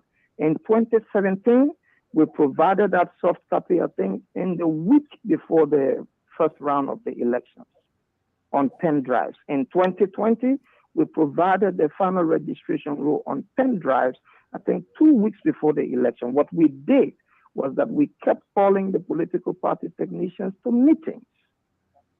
I understand there's legality to this. I'm not a lawyer. I'm not going to speak to the law aspect. I'm not going to defend anything. I'm just here to provide clarity as to where we are present. And I have received permission from the executive director to talk to you on this station today. And I'm saying to you, if you send a team here tomorrow morning, we are willing to show you for the sake of You the are asking that we send Liberian a out team there there tonight. who needs to know that this thing is Do not you tell about him that he wanted who us to is send someone favored, there who tonight? isn't favored, who we want to give it to, and who we don't want to give it to. But the operational aspect of it, Yeah, the technical aspect of it, has to be considered Are you as there? we go along. Okay. This is for Liberia, and so not for a particular candidate. okay. So the next question is, are you okay if He said we we should were send to someone there now. Folks are on if their we way. yeah if we were to I'm have here. I'm sitting in my office. There's a whole team printing downstairs. Please, if you can come, that wouldn't be a problem. Thank you very much, folks. But the question I asked him, you did not answer. Wait, please. Nelson, put Magic on the desk. Go ahead there now. Head over there. It's not too far from you guys. Take the Chair did motorbike and not the tell a yacht. lie when she said the road will be ready. We've done our best to make sure we're on course with things. You are printing. Why not give the people the Go ahead, drive? Nelson, bring Magic and head over there. Yeah, yeah. Argue about it. Consider Liberia when you raise these arguments. That's what I want you to do. Yes, and that's why I'm saying you are printing now. This is the thumb drive. You are already printing. You are printing Stand now. down, like to ask a question. This is the thumb drive. I'm here at work. In the same uniform I've been wearing since morning. If I go, he said you can't. Done with the printing, when we're done with the printing, we'll have the voters' roll encrypted and distributed to political parties, to independent candidates, to the international community, the U.S. Embassy, ECOWAS, and everyone else. Nelson, come back on. Nelson, come back on. Here. We would like to see them. Did the voter roll increase or decrease from what it previously was after you cleared the voter roll? Nelson, that's my number. Have somebody call me on WhatsApp and then I can change over from this. I need to change the phone. Okay, I'm going to call you on WhatsApp, sir. I'm going to call you on WhatsApp. Call me on WhatsApp on my number if you still need more clarity. Yes, So yes. you You need more clarity. So hold on 1 minute. Can you answer this question real quick before we call you on WhatsApp? Did he leave?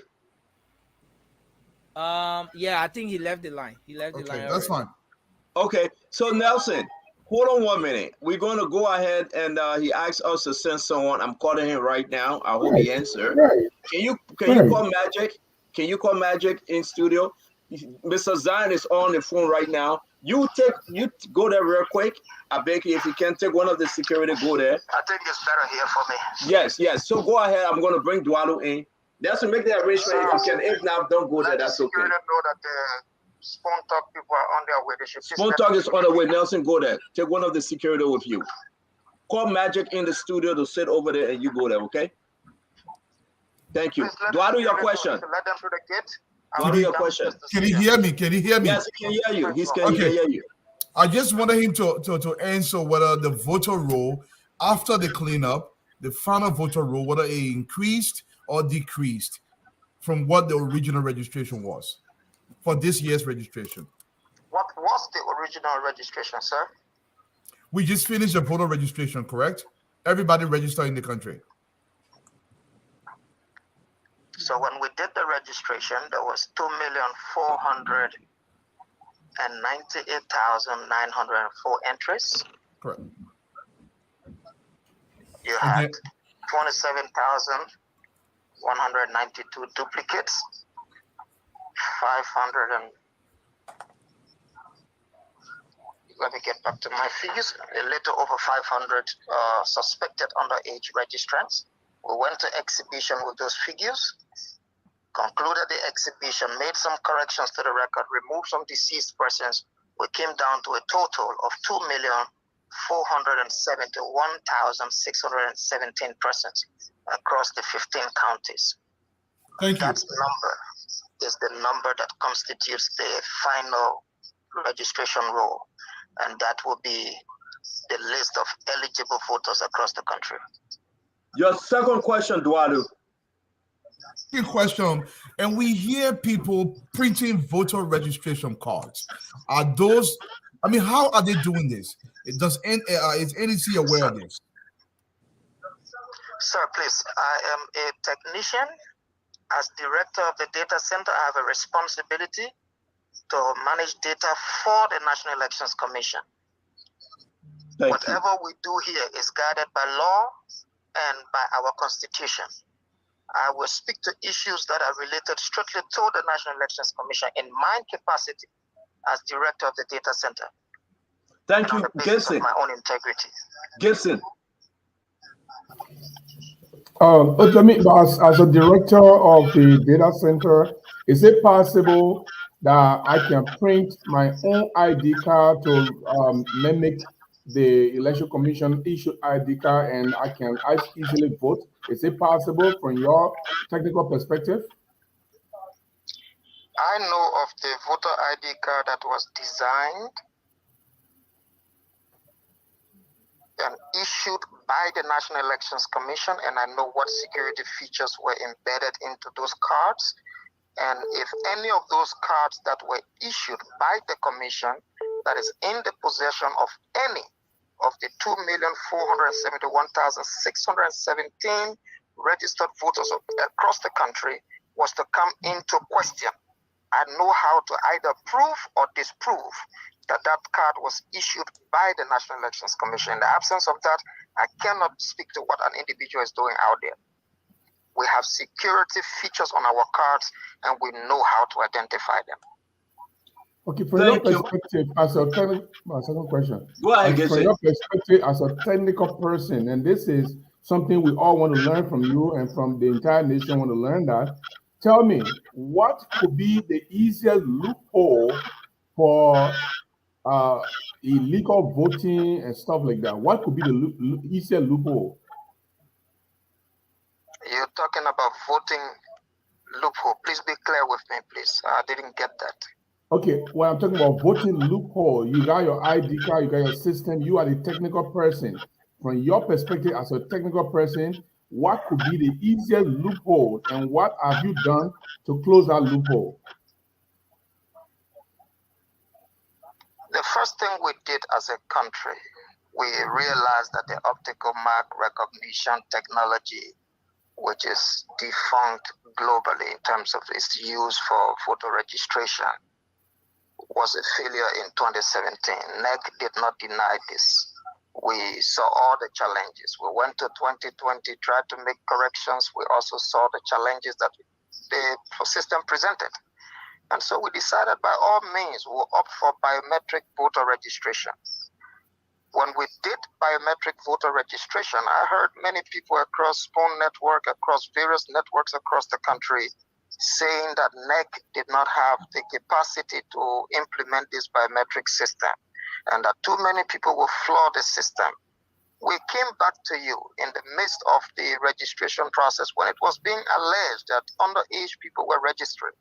And Madam Chair did make the announcement that we will detect these people and we will remove them. We proved that when people said the technology was limited and it did not have the capacity to do that. We showed people that we suspected to be underage. We traced them to the various registration centers. We discovered the duplicated registrations, 3,643 persons that registered 27,192 times. And we said these people will be entitled to only one voter registration card that is valid. Why did we keep one record on the roll? I'd like to address that. Because it was easy for us to say we'll remove all those records. But what if John Brown shows up at a place where he is a duplicate and there's no evidence to show that he's actually a duplicate in that place? The only way to show that is to say this is where you first registered and you collected a card. So we flagged all the duplicates and we showed their original points of registration where cards were issued. That is how you detect people who want to commit crimes in elections, people who want to violate the voting system, people who want to show that they have multiple voter cards like they were displaying all over the place. We have said to them that you would not be able to use those duplicate cards. If you were to check on our NEC voter check platform, the platform is vc.necliberia.org. Or perhaps you take any voter ID card and just scan the QR code. It will tell you whether that card is a duplicate, whether it belongs to someone who is a confirmed underage, because right after we've confirmed that the person is underage, we change their status to confirmed underage. If it's a deceased person whose family members have come forward, they turn the cards over to us and provide us evidence of that person's death by a certificate or by proof, something that must be valid, and then that person is removed. So for someone to come on election day with a card that we have rendered as a duplicate and think that they will be able to use it to vote, I tell that person to go and think again. And I'd like to make this clear. We are not a party to this election. We are the referee. And the David Eto Brown and Sanan-led Board of Commissioners has decided, as an administrator, David Eto herself has decided that this election, to the best of her ability, will be conducted in a way that Liberian people have to think again about how they've thought about elections in this country. And we are committed to seeing to it that nobody will bring this commission to disrepute after these elections are conducted. Mame, can you come in, please? Yes, I can come in, and I want to come in to say to him, I'm not sure about who we are speaking to on the call. That's just one thing I want to establish. But no, then hold on, then. If you're not sure, hold on 1 minute. This is Mr. Isaac Zan. Mr. Isaac Zan, can you introduce yourself properly again and your title? Thank you. Mame, I've been watching you a lot and admiring the spirit you put into this.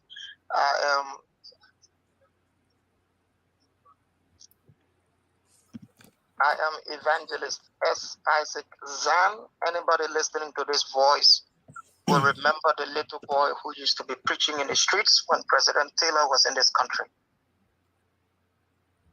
I am one of those people who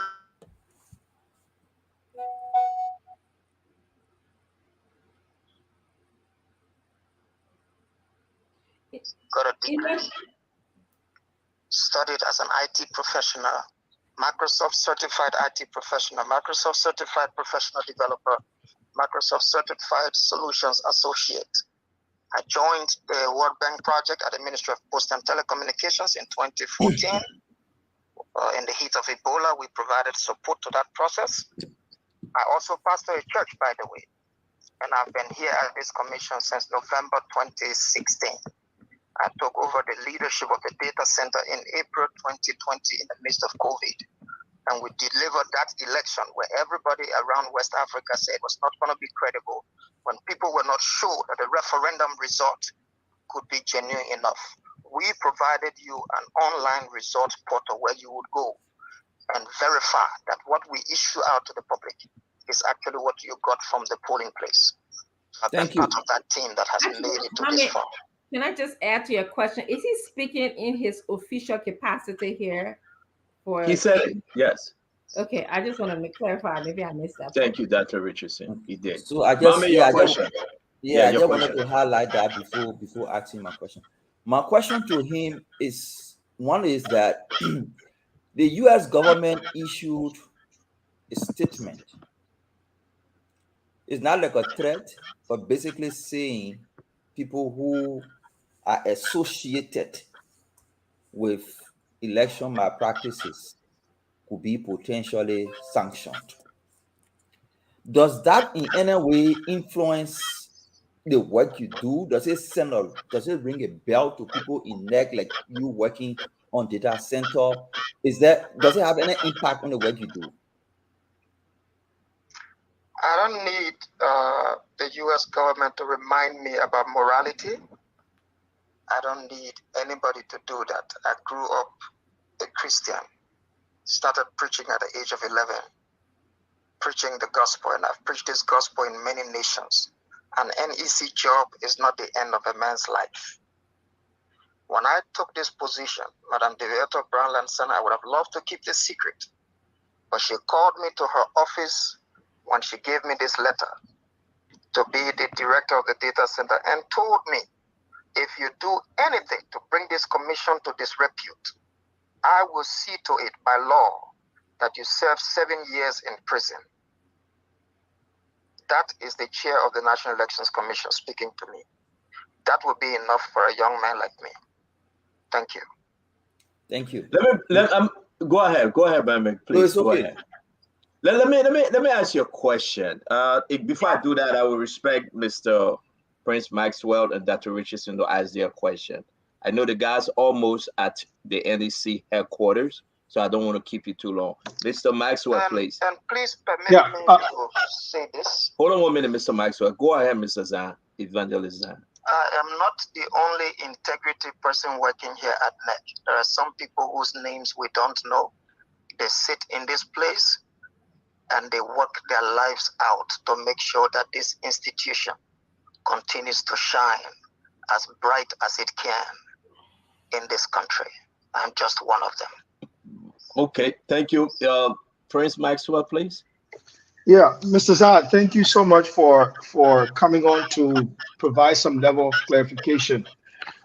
Earlier on, you were speaking and you made mention of the Southeast problem.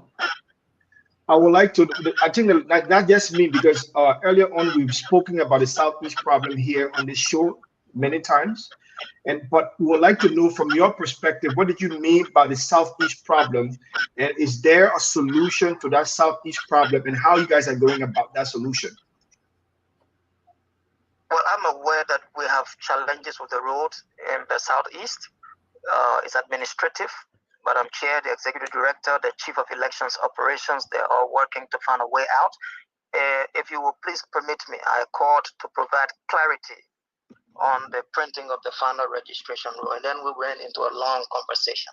Now that the Spoon team is coming to see that we're actually printing the voters roll, I'm going to have to go and receive them. I did that right now.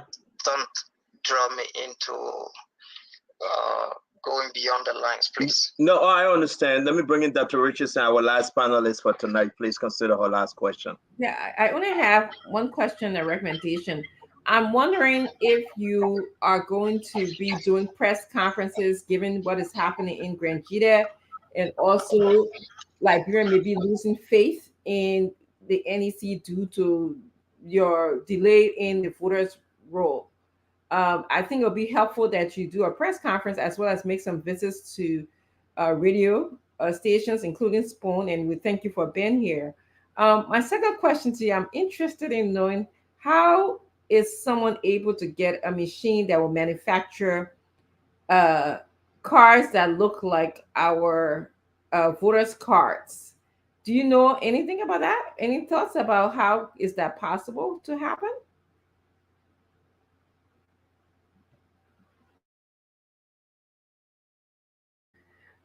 I guess he had to go.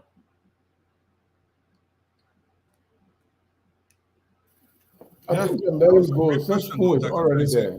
It's okay. You didn't answer my question on that voter duplication. Oh, I'm so sorry. I didn't know he was muted. I'm sorry. It was my fault.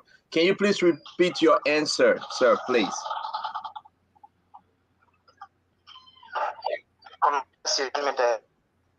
The answer to Dr. Richardson final question, sir, please. Okay, so his internet went off. I think he receiving the Spoon, and Spoon will go, if they allow, they will go live from where he is, which is at the National Election Commission headquarters. Duaru, though, it's important that he called to show some clarity. But now, where are we? He's saying Tuesday, Duaru. Well, Darius Delon said they will be there tomorrow. So I think Delon should still be there, Stanton. This is something hold on 1 because minute. I'm begging you. I'm begging you. He's calling me back. Just 1 minute. Hello. Hello. Yes. Yes, sir. You were asking me a question and the line went off. Yes. So Dr. Richardson was asking you a question. Dr. Richardson, can you repeat your question? That's a recommendation that I have, and the recommendation is, and I'll put it in like English because Walu Besto is telling my series is not correct now. So the recommendation is, are you planning on having press conferences to inform the Liberian people about the issue in Grand Jita, how you said that it will not affect the election process, and also given the fact that there's a delay in the voters' roll, I want to recommend that you have a major press conference, and also go to the different popular radio stations like Spoon. If you guys can do a few visits here, it would be helpful, as opposed to just doing maybe a haphazard call into the station. Number two, my question is, how is it possible for somebody to be able to duplicate the voter's card? I mean, how would they get a machine to do that? How does that happen? Do you have any ideas about that? Well, again, as it is with every technology, banks are being hacked every day. People go out there trying to create things for themselves in an event to prove that they are competent of anything. I don't think that it's my place to explain security in technology, but if the system that I manage was to come under any kind of scrutiny, we have defense mechanisms, and we'll have a response to that. I will not want to explain technology.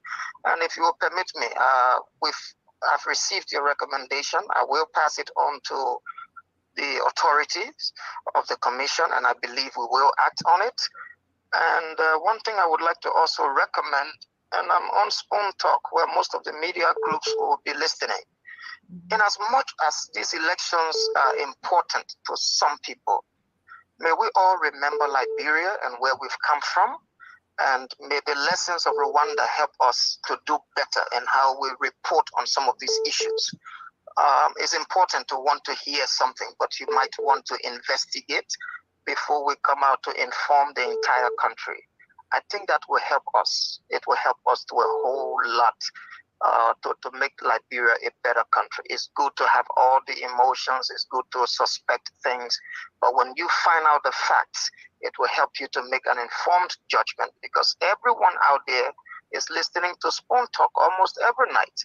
A friend of mine went somewhere, I think 2 days ago, and someone who knows him to be my friend told him to tell me that they saw my picture on Spoon Talk, that if the election don't go their way, they're coming to burn down my church. That's because somebody put my picture on Spoon TV, even when they hadn't met me or they haven't even talked to me to know the kind of person I am. It's not about me. I don't care who burns what. But that could happen to another innocent person.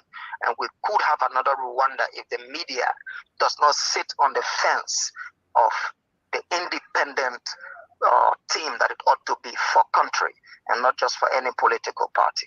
Mr. Azizan, we want to say thank you very much for calling. We hope we can have access to you or anyone, especially Madam David Etta Brown, to put in this clarity.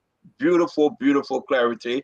And we hope folks are listening. My last question to you, which is off the cuff, answer if you choose to. 2017, you said that there were some irregularities that you guys improved.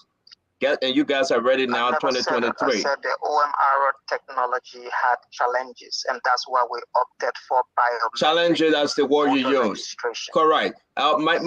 Thank you very much. And I just wanted to make that very clear, because folks texted me saying that you said irregularities, but you used the word challenges. No, thank you very much. I'm a technician. I know what challenges are. We dealt with them by bringing improved solutions for our electoral process.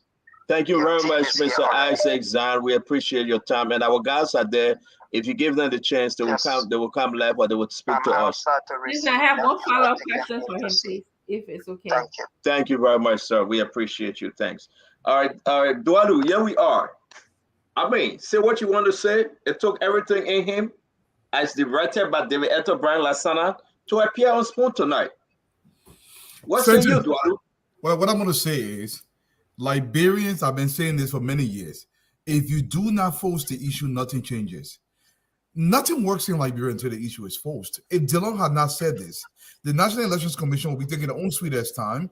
Look, the reason why you want these things printed out beforehand, so we can review them and look at them and make sure there is consistency, so they can be right. But Dillon should still go out on Friday because they did not meet his deadlines. If he doesn't go out, they're going to sit over there again until the 9th before they start giving it to people, and it's not going to be everywhere. So we got to push the issue. Young people in the country, you got to stand up for what you want. Nothing changes. Even these United States, Britain, France, if you don't push the issue, nothing is going to change. That's how it works. Democracy requires work.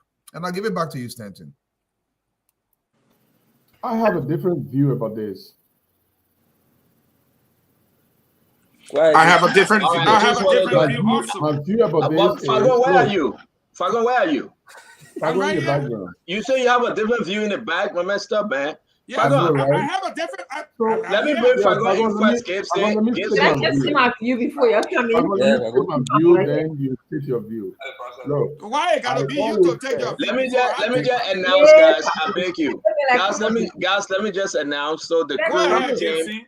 Let me announce quick. The crew team, they are there. Okay, they're trying to get permission to go live. We will not bring them on. We will end the show because we want this entire group to run and see exactly what Mr. Zahn called the crew Spoon Network for. So let's wrap this thing up real quick because the guys are getting ready. So go ahead, Mr. Gibson. You know, I always said politics and journalism don't match. If you listen to Mr. Zahn carefully, he said the commission always have meeting with political party leaders, and these pieces of information are given to them. So the party is supposed to know what obstacles, what challenges are there, and they should be telling us that what challenges the election commission has informed them about, as if, you know, the way it looks like the election commission has not even had any meeting with them. They are in the doubt, they are in the darkness, and so they want to go and protest because they don't have any information. That's where I think you're wrong, Gibson. Gibson, your last line, I think you're wrong. But they said they were promised the senator. The gentleman said that yes, indeed, they gave a commitment for the 18th of September. I know what Gibson said. No. I will give you a time, Gibson, because we gotta be fair here. They don't say from the 18th today is the 20th. Nobody has said anything. But it was public. It was on the Senate floor. The man said, nobody said anything. No, what the man said here that I heard, he said they had challenges and they called the political party leaders in a meeting and told them, we agree what Dillon said. But if the meetings are being called, and this has been the issue all the time, if you just using the word if, that means hey, look, don't interrupt me, my brother. I don't have to agree with you. And that's what makes me get to. But Dillon has spoken. And if we leave, listen, Fagon, if we leave from here, people who are journalists will judge me. I'm telling you that the man said. Fagon, let the man say 30 seconds ago, man. The man said meetings have been held with political party leaders, and they were informed about the challenges.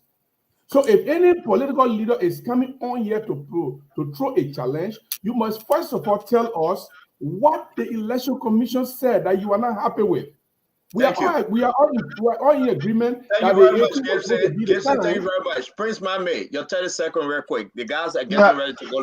Quickly. I was supposed to speak. Gibson asked to speak. Quickly. This time, the first time I gave you a chance. I gave you a chance the first time. This time around, let me speak. No, hold on. I was supposed to speak, and Gibson said I beg you guys. Before me. I made a mistake to call your name. I call your name and I call Mame's name. I was looking at Mame calling you. Stop getting I into don't know my why head, it's so Prince. difficult when Fagon, people go disagree ahead. with why you're so I rough. was supposed to Then speak then when Fagon, go Gibson ahead. said, Fagon, let me speak why you're not first. used to being disagreeable? Why is it? What Look, happened to y'all? Gibson, People this is disagree. about our country. Fagon, go ahead. We got to go. The guy's going live, please, gentlemen. This man came up and he said, whenever they have challenges, they normally inform the technical person of the political party. The fact that when things happen, you will inform that it's not the same as I did tell them about this problem. He did not say that. Instead, he said, Debeata Brown did on the Senate floor tell them that they will have this thing ready by the 18th. Then he educated us that there are different processes. They are in the printing process where they had the challenges. That was the education he gave us. However, what I want to say is this. What he just said here tonight was rhetorical nonsense. The law says that you should do this. If you don't do it, ignorance to the law is no exception. However, and I want to be heard and heard clear, then you tell us, you praise the Electoral Brown, and you make us scared about Rwanda. What the hell do we care about Rwanda? You are supposed to do certain things. You didn't do it. And then you come to tell us about Rwanda. Here are the facts. Fact number 1, 30 days, you should have had this done. If you didn't, you were supposed to tell us. How do you tell us? Through our representatives in the Senate that call you for a hearing, just like they call Anthony Garland today. You went there, you told them this thing will be ready on the 18th. The 18th has come and passed. The Senate is closed. We never heard from you. And Delon introduced himself as a senator and the campaign manager for Monserrato. He himself is not aware. You come to provide clarity tonight on why we should be patient, but you try to give us scare tactics. And you try to tell us that nobody can duplicate these things. You have security features. We understand. Here is what I said, Gibson. This is a thumb drive. You said that when you are done, you usually give the thumb drive to all these people. You are printing now. Why not give the thumb drive to the people? You said no until you finish printing, which will not be until Tuesday. Mind you, this gentleman said they had this problem in 2017. 2 weeks to the time, that's when they gave it. Another time in 2020, 1 week to the time is when they gave it. The fact that you messed up before is not a justification that you should mess up again. So he is justifying the fact that because it happened before, it should happen now. That's rhetorical nonsense. We're not here for that. Give us the FFR and give it to us now so that we can know. Don't play fun with us. Thank you. Let me bring in Mame. Mame, my question while you answer, and then we'll go to Prince Maxwell. Mame, did Teron Gonglo say whether he went to a meeting or not? Because Gibson's saying that we should listen to these guys. I think maybe it was a slight mistake on the part of Gibson. He didn't understand the brother well. The brother said normally the way they proceed is when they have these challenges, they call meetings and they inform people about it. But he didn't say in the instant case whether they invited the political parties and informed them about the delay. But he said that's how they operate. And I think he was proactively trying to provide justification on why the delays and maybe what will happen. But this is how I close. You see, I had an administrative question that I knew he couldn't address, so I didn't ask him that question. I would just give a comment on it. But broadly, I appreciate his professionalism. I appreciate his way of sticking to his profession and on his lane as a technician. He was pushed to address issues that did not fall in his, preview, and he managed to stay on his lane. I don't know him. I've never interacted with him, but just listening to him, I'm very proud I have a Liberian that can speak out that way and is very professional in what he says.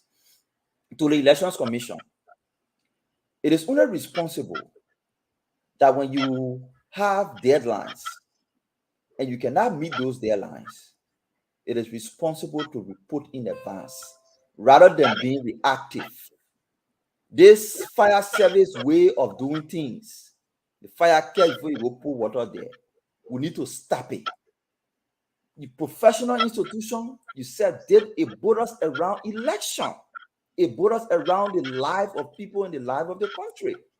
If there are reasons why you cannot meet your deadline, it is only fair that since you said publicly that it is the 18th, you should come back publicly and say we're pushing it to Tuesday so that people are aware.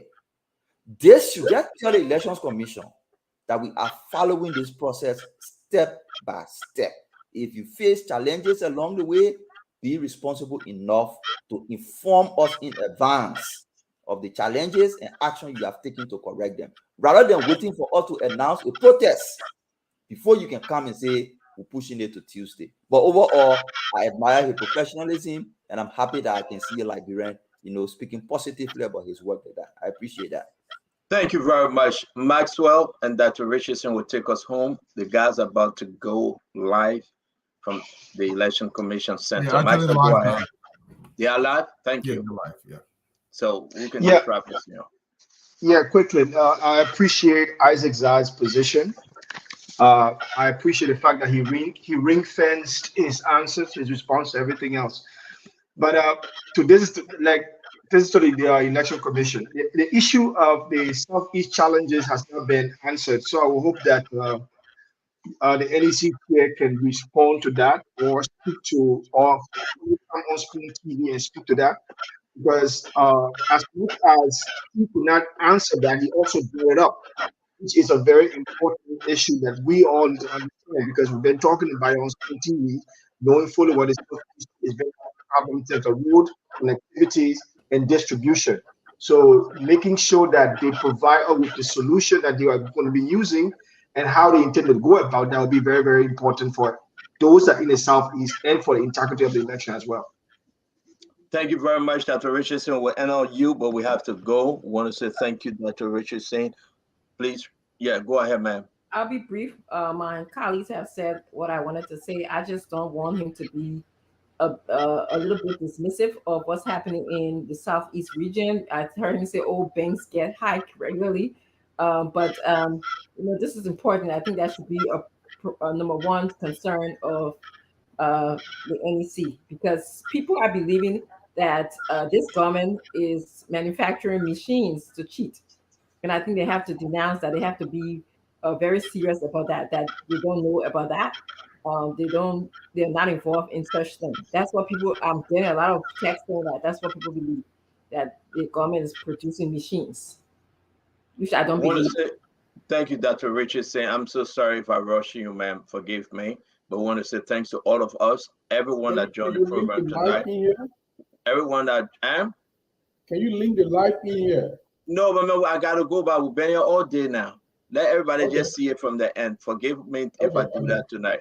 We want to say thank you for following us again. Don't forget, the Midnight Politics will come on. There will be no dollar today because we got to go to the live here and got to help the guys.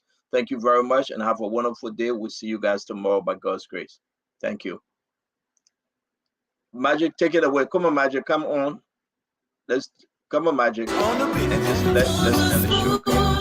To get your information.